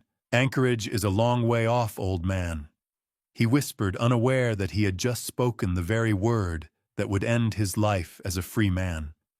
I didn't flinch. I just looked him in the eye and waited for the world to crash in on him. The library windows didn't just break. They disintegrated in a hail of flashbangs and black-clad figures, the sudden violence of the law finally catching up to the silence of my son's murder. I didn't flinch as the blinding white strobe of the diversionary charges turned the room into a fragmented nightmare. Leander's hand froze mid-air, the needle trembling, as his predatory arrogance dissolved into a stuttered, animalistic panic. Federal agents swarmed through the shattered glass, their commands a guttural roar that drowned out the acrid smell of gunpowder and floor wax. Agent Thorne led the stack, moving with a controlled ferocity I remembered from our days on the water. He didn't just detain Leander. He slammed him against the mahogany desk where the man had just been bragging about the easiest money he ever made. "Get on the ground." Thorne bellowed, the sound of metal meeting wood echoing through the ward. Leander dropped the syringe as if it had turned into a viper, his hands flying up, while red laser dots danced across his expensive silk shirt. "Thane, tell them." He shrieked, his voice cracking into a pathetic weeping wreck. "Tell them it was a joke." I stood perfectly still, a ghost in the middle of a hurricane, watching the man who had tied my son to his own ship crumble into nothing. An on-site technician moved toward the fallen syringe, his eyes widening as he ran a quick field scan. "Commander," he said, his voice tight with disbelief, "this isn't a sedative. It's a concentrated dose of the cellular serum." Leander hadn't just intended to kill me. He wanted to execute me with the very miracle Silas had died to protect. Silence is the loudest sound in a room full of handcuffs. It settled over the library as a second team marched Alara through the door. They had intercepted her at the perimeter gate, and the metallic clicking of heavy-duty zip ties around her wrists was a sound that cut deeper than any knife. Her mask of clinical detachment had shattered into a wild, manic terror. For a fleeting second, I saw the little girl I used to take fishing, but that ghost was erased when she began to scream. "You think you're a hero, Dad?" she wailed, her high-pitched voice echoing off the acoustic tiles. "You're just a dinosaur protecting a grave. Silas ruined us.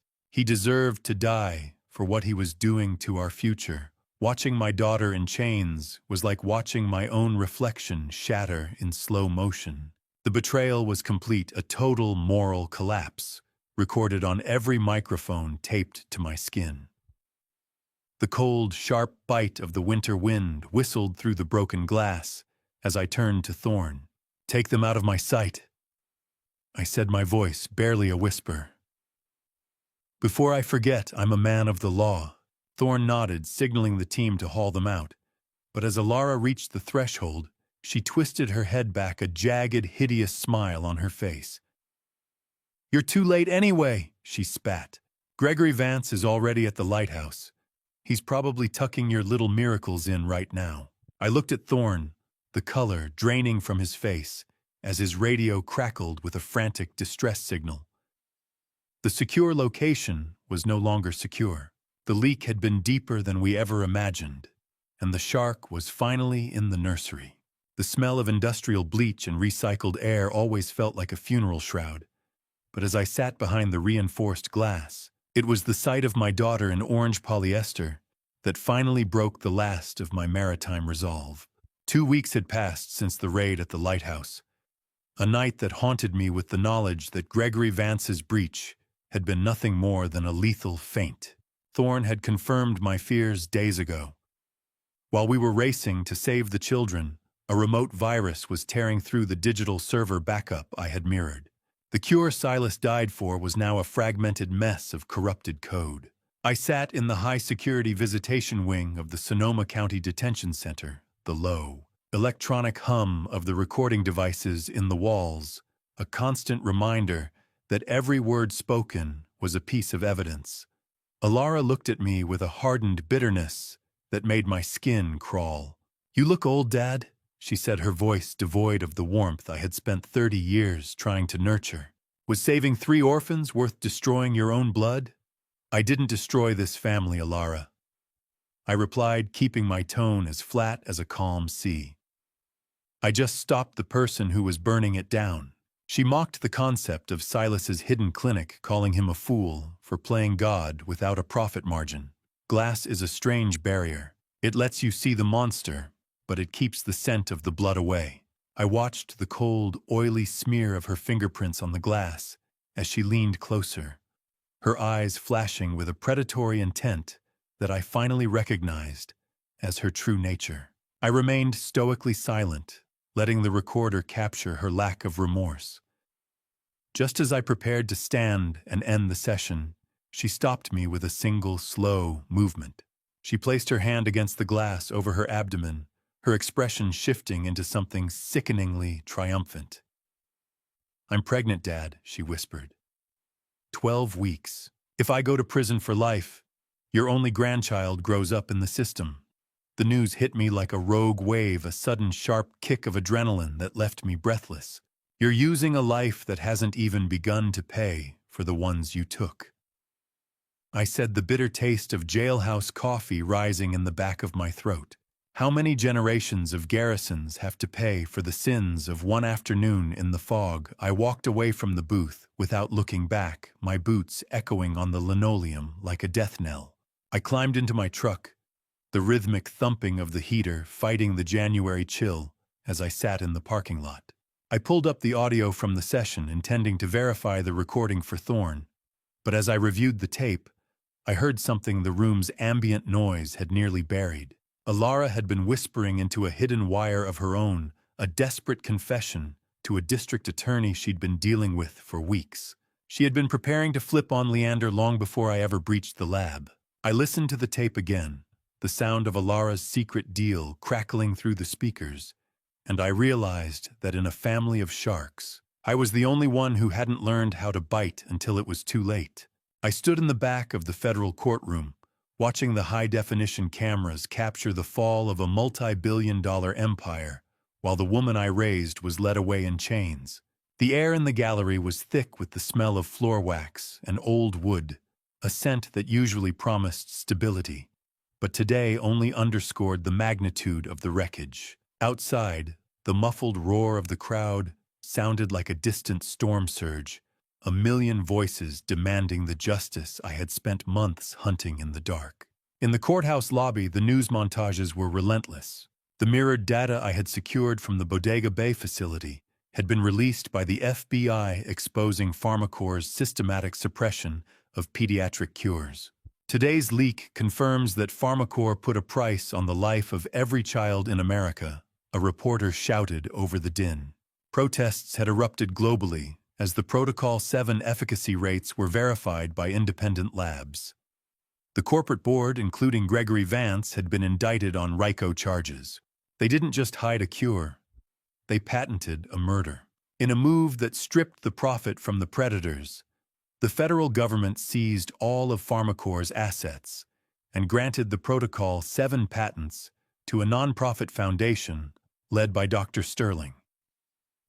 Silas and Ria's life's work was finally free for the world, a lighthouse in a sea of corporate greed. Justice is a cold meal served in a room with no windows. The sentencing began with a silence so absolute it felt heavy. Judge Miller, a woman whose face was a map of 60 years of unwavering adherence to the law, stared down at the defendants with a gaze that could wither granite.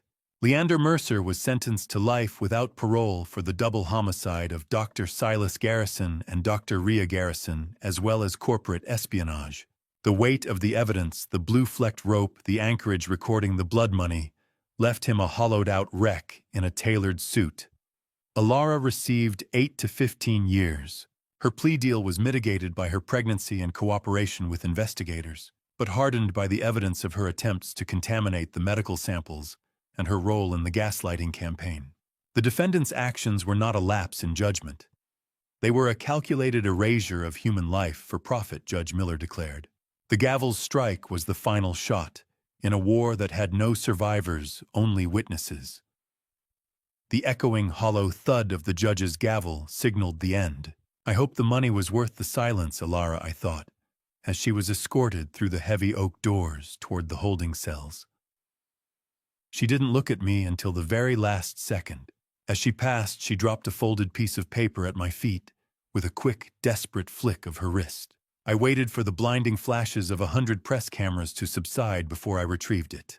It was a hand-drawn map to a safe deposit box containing Leander's black book, a ledger of every other doctor PharmaCorp had neutralized over the last decade. It was her final act of insurance, or perhaps a desperate attempt at a legacy for the child she carried. I walked out of the courthouse, the weight of the safe deposit key in my palm feeling heavier than the service pistol I'd carried for 30 years. I gripped the key to the safe deposit box, the cold metal promising a journey into a darkness even deeper than the one I'd just escaped. The war was over, but the ghosts were only just beginning to speak. The Pacific doesn't forgive, and it certainly doesn't forget. But today the waves felt less like a thresher and more like a heartbeat as I sat on the porch with the morning mail. Several months had passed since the hammer of justice fell in that federal courtroom, and the Bodega Bay estate had finally begun to shed its skin of clinical coldness.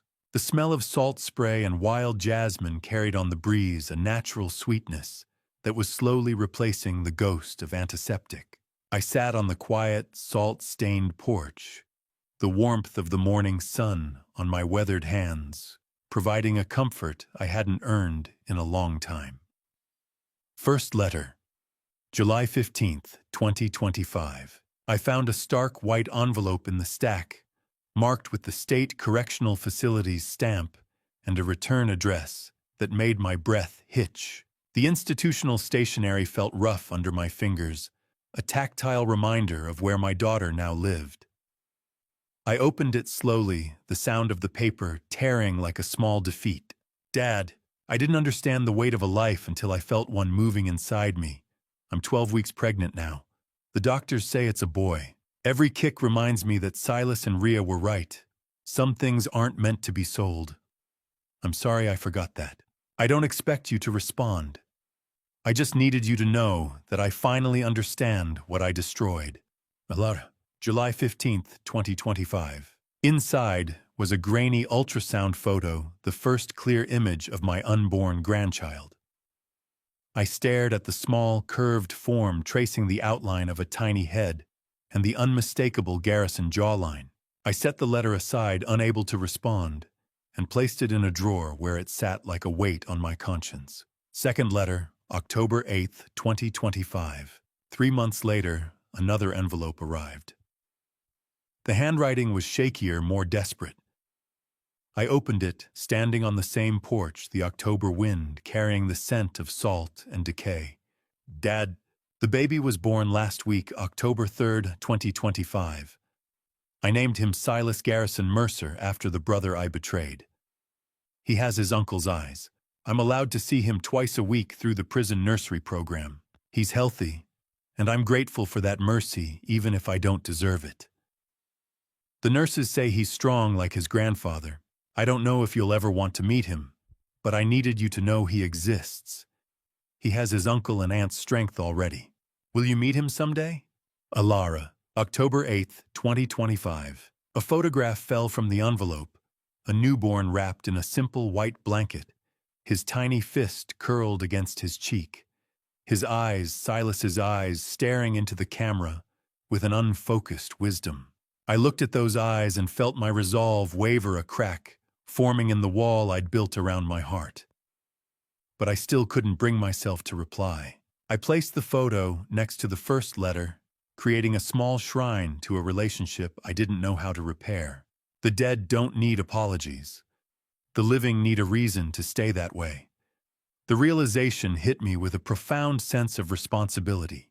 I couldn't save my son and daughter-in-law, and I couldn't save my daughter's soul from the choices she made, but I had been given a third chance to protect the bloodline. You're going to have a better name than the ones we left behind, little one. I whispered, my voice thick with a dawning hope. The storm is over. Now we just have to learn how to walk on the shore. The rhythmic, soothing sound of the tide going out seemed to echo my own internal shift. I made a silent vow that this child would grow up knowing the truth of Silas and Rhea's sacrifice, rather than the shadow of Leander's debt. I turned the photo over to look for a date, but my eyes landed on the single line Alara had written in a careful, trembling script on the back. It was the name she had chosen for the boy, Silas Garrison Mercer, October 3rd, 2025. I turned the photo over and saw my son's name written in my daughter's hand, and for the first time in a year, the fog in my chest finally began to lift. I looked out at the horizon, accepting the burden of a complicated future, ready to be the grandfather my son and daughter-in-law would have wanted me to be. I was kneeling in the dirt, the smell of garden mulch and fertilizer filling my lungs, when the mail carrier's truck slowed at the gate, a sound that usually meant bills, but today carried the weight of fresh ghosts. The damp earth of the Bodega Bay estate was a grounding force, a reminder that life continues to churn even when the heart is stalled. I wiped my hands on my canvas trousers and walked toward the mailbox, the distant, mournful cry of a seagull over the cliffs, punctuating the heavy silence of the late December afternoon. Third letter. December 24th, 2025. The envelope was thicker this time, arriving on Christmas Eve. I sat on the porch steps, the rough wood biting into my thighs as I tore the paper open with trembling fingers. Inside was both a letter and a small card, with a tiny blue handprint pressed into the paper, a gift I hadn't asked for but couldn't ignore. Dad, it's Christmas Eve, and I'm writing this from a cell that smells like disinfectant and regret. Little Silas smiled for the first time yesterday, December 23rd. The prison counselor told me I need to stop blaming Leander and accept full responsibility for my choices. She's right. I chose to open that gas valve. I chose to turn on my own father. I chose to betray my brother and sister-in-law for money I never even saw. I don't expect forgiveness, but I want you to know that I've changed. Not because of the bars, but because of him. When he looks at me with those eyes, Silas's eyes, I see everything I destroyed. And I see a chance to do one thing right. Merry Christmas, Dad. I hope yours is warmer than mine. Alara. December 24th, 2025. I held the card with the tiny blue handprint, feeling the wall around my heart soften just slightly. The print was so small, so fragile, a reminder that innocence still existed even in the wreckage of our family. I placed it carefully in the drawer, with the other letters a growing archive of apologies I wasn't ready to accept, but couldn't bring myself to destroy. Fourth letter. December 31st, 2025. 1 week later, on New Year's Eve, the final letter arrived. It was the shortest, but somehow the heaviest. I opened it as the sun began to set over the Bodega cliffs, the golden light turning the pages a warm amber. Dad, I know you may never answer these letters. I know I destroyed any right to your love when I betrayed Silas and Rhea. But I'm asking you for one thing. When little Silas is old enough to ask about his uncle and aunt, please tell him they were heroes. Tell him his mother was a coward who learned too late what courage really means. And if you can find it in your heart, tell him about his grandfather, the commander, who never gave up on the truth even when his own family tried to bury it. I don't deserve redemption, but maybe he deserves to know where he came from. Happy New Year, Dad. I hope it's kinder to you than I was. Alara. December 31st, 2025. I sat on the porch steps on January 2nd, 2026, and opened all 4 letters together, spreading them out in chronological order on the weathered wood. I read them in sequence from the first ultrasound photo to the final plea for my grandson's future. For the first time since the funeral, I wept not just for Silas and Rhea, but for the daughter I had lost to greed and the grandson I had yet to meet. The house is too quiet for a baby. It's too full of the dead. I moved to place the letters back in their envelopes, but as I adjusted the cheap plastic frame I'd grabbed from the drawer months ago, I noticed a slip of paper tucked into the backing of the ultrasound photo. It was a small handwritten note in Silas's precise script, a coded message I had missed during the initial audit months ago. It was a set of coordinates and a bank routing number for a trust Silas had established before the accident. He knew. He had known Alara was pregnant before he died, and had already built a fortress of financial protection for this child.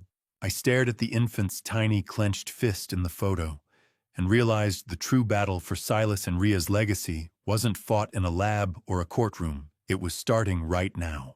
In a nursery I wasn't prepared to build.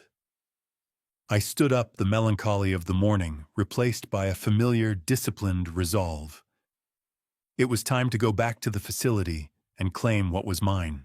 How do you write a letter to a woman who tried to turn your home into a gas chamber when she's the only gatekeeper to the boy who carries your son's face? I sat at Silas's heavy mahogany desk. the absolute ringing silence of the estate's high-tech library pressing against my ears like the weight of deep water. A blank sheet of heavy bond paper lay before me, mocking the decades of command decisions I had made without a second thought. I picked up the fountain pen, and the rhythmic scratch of the nib on the page sounded like a keel scraping against jagged rock in a blind fog. Before I began to write, I reviewed the decrypted files one final time. I discovered a hidden page at the very end of the neutralization order that I had somehow overlooked. It was a cold clinical directive to protect the Garrison bloodline at all costs if the parents failed. Pharmacorp hadn't just wanted to kill Silas. They viewed his unborn son as their ultimate intellectual property, a living patent they intended to harvest and control for the next generation. This child was the final prize in their twisted corporate balance sheet. "I will take the boy, Alara," I wrote, my hand steady with a blunt maritime honesty. "Not because you asked, but because he deserves a name that isn't a prison sentence." I made the terms of our future clear. The clinic stays closed, the research remains with the foundation, and the boy stays with me. I sealed the envelope, the sound of the adhesive sticking feeling like the final locking of a steel bulkhead before a massive world-altering storm. A pen is a small thing to hold when you've spent a lifetime holding the wheel of a heavy cutter in a gale. It carries a different kind of weight, one that doesn't just navigate the waves, but shapes the shore. I walked out of the house and down toward the edge of the cliffs, the salt-heavy wind whipping through my gray hair and stinging my eyes with the spray of the Pacific. I stood there for a long time, watching the rhythmic, thunderous crash of the tide against the rocks below, near the dark spot where the blue-flecked rope had once held fast. Peace isn't the absence of war. It's the presence of a better reason to fight. I realized then that my thirst for vengeance had finally evaporated, replaced by a quiet, predatory, protective instinct that was far more dangerous to my enemies. I wasn't the same man who had first turned that brass key months ago. I was something harder, a guardian forged in the very fog that had tried to swallow my family. "I'm ready for the quiet now, Silas," I whispered into the cold, metallic smell of the ocean mist. "But I'll be ready for the noise too if they ever dare to come back for what belongs to us." I looked back at the house, a fortress I had already begun to rearm in the shadows. I had reactivated the subterranean defenses and the drone net, turning the estate into the most fortified nursery on the Pacific coast. "Welcome home, little Silas." The thought was a warm, heavy anchor in my chest. I looked out at the horizon, where the sun was finally cutting through the stubborn gray, knowing that the child arriving tomorrow wouldn't just be a Mercer or a Garrison. He would be the storm that finally cleared the air for all of us. I turned my back to the sea and walked toward the gate, ready to meet the future on my own terms. I pressed my hand against the cool glass of the command center's main display, watching a constellation of blue dots ignite across the globe, each one representing a clinic where my son and daughter-in-law's stolen miracle was finally being given away for free. The data scrolling across the screen told the story in numbers: 150 children treated across 30 international sites in just 6 months since the Foundation's official opening. The Protocol 7 success rate remained steady at 87%, validated now by independent research teams from Johns Hopkins to the Karolinska Institute. The hum of global data servers vibrated through the floorboards, a steady rhythmic pulse that felt like the breathing of a living thing. I stood at the center of the Garrison Foundation's new operational hub, an irony that brought a grim smile to my face. We had built this sleek glass and steel headquarters directly atop the renovated subterranean ruins of Silas and Ria's original hidden lab. The very shadows where they had fought their secret rebellion had become the luminous center of a public revolution. Beside me, Dr. Leonie Sterling moved with a focused intensity, her hands dancing across a console as she coordinated with medical liaisons in Berlin and Tokyo. The digital mirror I had fought so hard to create was no longer a secret weapon.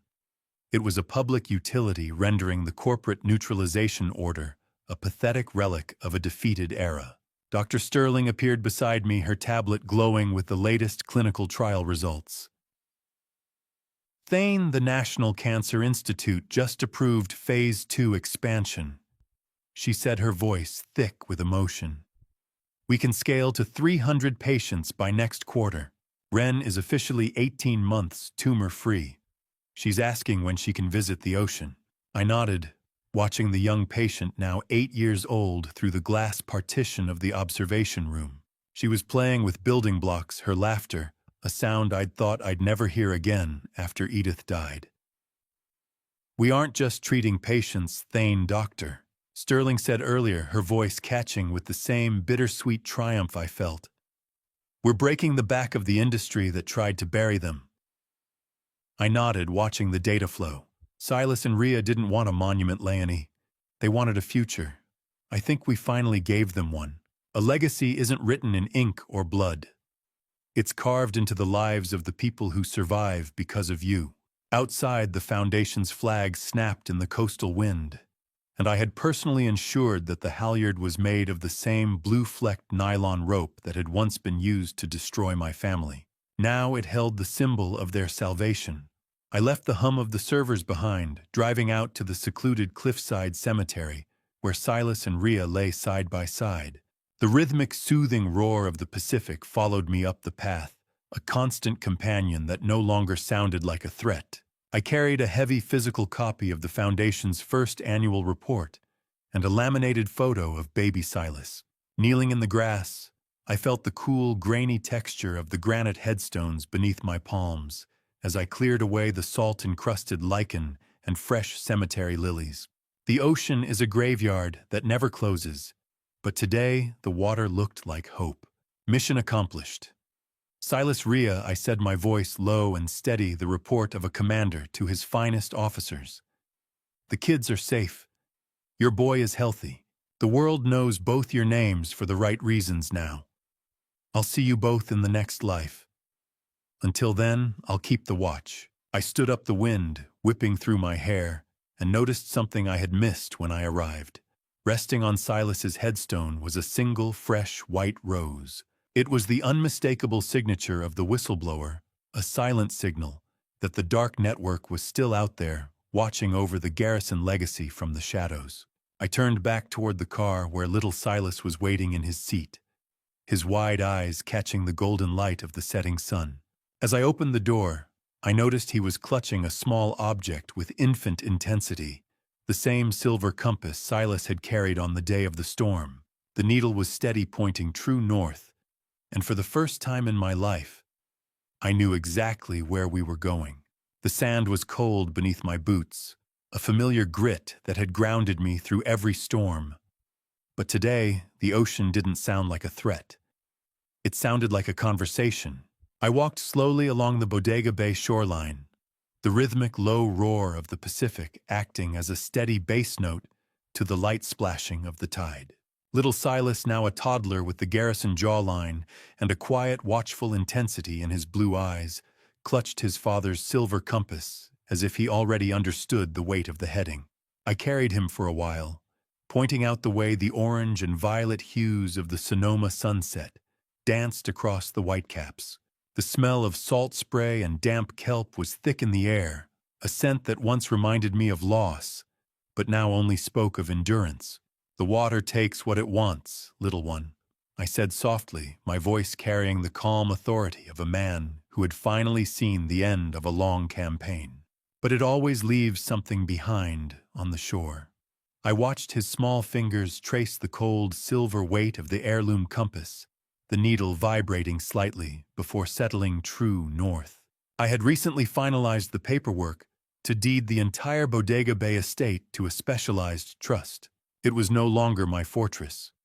It was now a permanent sanctuary for the survivors of Protocol 7, ensuring the land that saw so much blood became a home for the children Silas and Rhea had died to save. Forgiveness is a slow tide. It doesn't happen all at once, but eventually the jagged edges of the rocks are worn smooth.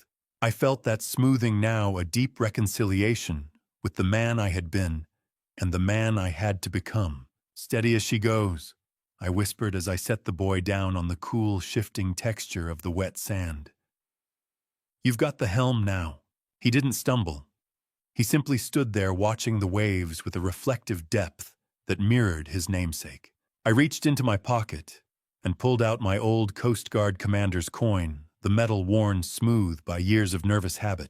It represented a lifetime of following orders of tactical rigidity and of a war that had finally reached its conclusion. As the sun dipped below the horizon, casting a final brilliant flare of gold across the water, I tossed the coin into the deep. I watched it vanish into the foam, a final resignation from my role as a soldier of the past, so that I could finally be a shepherd for the future. I didn't feel the loss of it. I felt the lightness of a mission completed. The silence that followed wasn't the empty kind that had haunted my house for years. It was a ringing, vibrant peace. I reached down and took the boy's hand, holding the compass that once belonged to both his father and mother, and together we turned away from the water to walk home carrying their legacy forward. I stood at the water's edge, the compass needle in the boy's hand, settling true north, and realized that for the first time in my life, I wasn't waiting for the storm. I was simply standing in the light. The cycle of the tides would continue, but the garrison legacy was no longer a story of secrets and shadows. It was a heading clear and unwavering cut into the horizon. The boy looked up at me, his small voice barely audible over the waves. "Grandpa, where are we going?" I smiled, the first genuine smile in what felt like years, and knelt down to his level. "Home, little Silas. We're going home. And tomorrow I'll tell you all about your father and mother, the two bravest people I ever knew."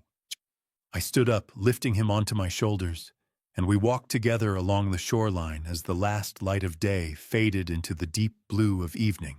Behind us, the waves continued their eternal rhythm, washing away footprints, but never the memory of those who had walked before us. Looking back now, I realized the hardest truth was not discovering the conspiracy or facing the men who killed my son. The hardest truth was admitting that I ignored the warning signs inside my own home. I trusted blood more than character, and that nearly cost innocent lives. If there is one lesson from my family story, it is this: love should never blind you to truth. A real family story is not defined by loyalty at any cost, but by the courage to stand for what is right, even when the enemy shares your name. And if this family story proves anything, it's that silence can sometimes be more dangerous than betrayal. I also learned something painful about revenge. What began as a dad revenge mission slowly became a responsibility to protect the future. True dad revenge is not about destruction. It's about defending those who cannot defend themselves. In the end, the real meaning of dad revenge was making sure my son's sacrifice saved lives instead of disappearing into darkness. If I could give you one piece of advice, it would be this: never ignore the quiet unease in your heart when something feels wrong. Pride, denial, and blind love can build the perfect shelter for betrayal. I believe God sometimes allows us to walk through the darkest storms so we can finally see the truth in the light. Thank you for walking with me all the way to the end of this journey. I'd really like to hear your thoughts. What would you do if you discovered the people closest to you were hiding something this dangerous? Share your perspective in the comments. If this story moved, you consider subscribing so you don't miss future stories like this one. A small note: while this narrative draws inspiration from real-world themes and human conflicts, certain elements have been dramatized for storytelling purposes. If this type of story isn't your preference, feel free to explore other videos that may suit you better.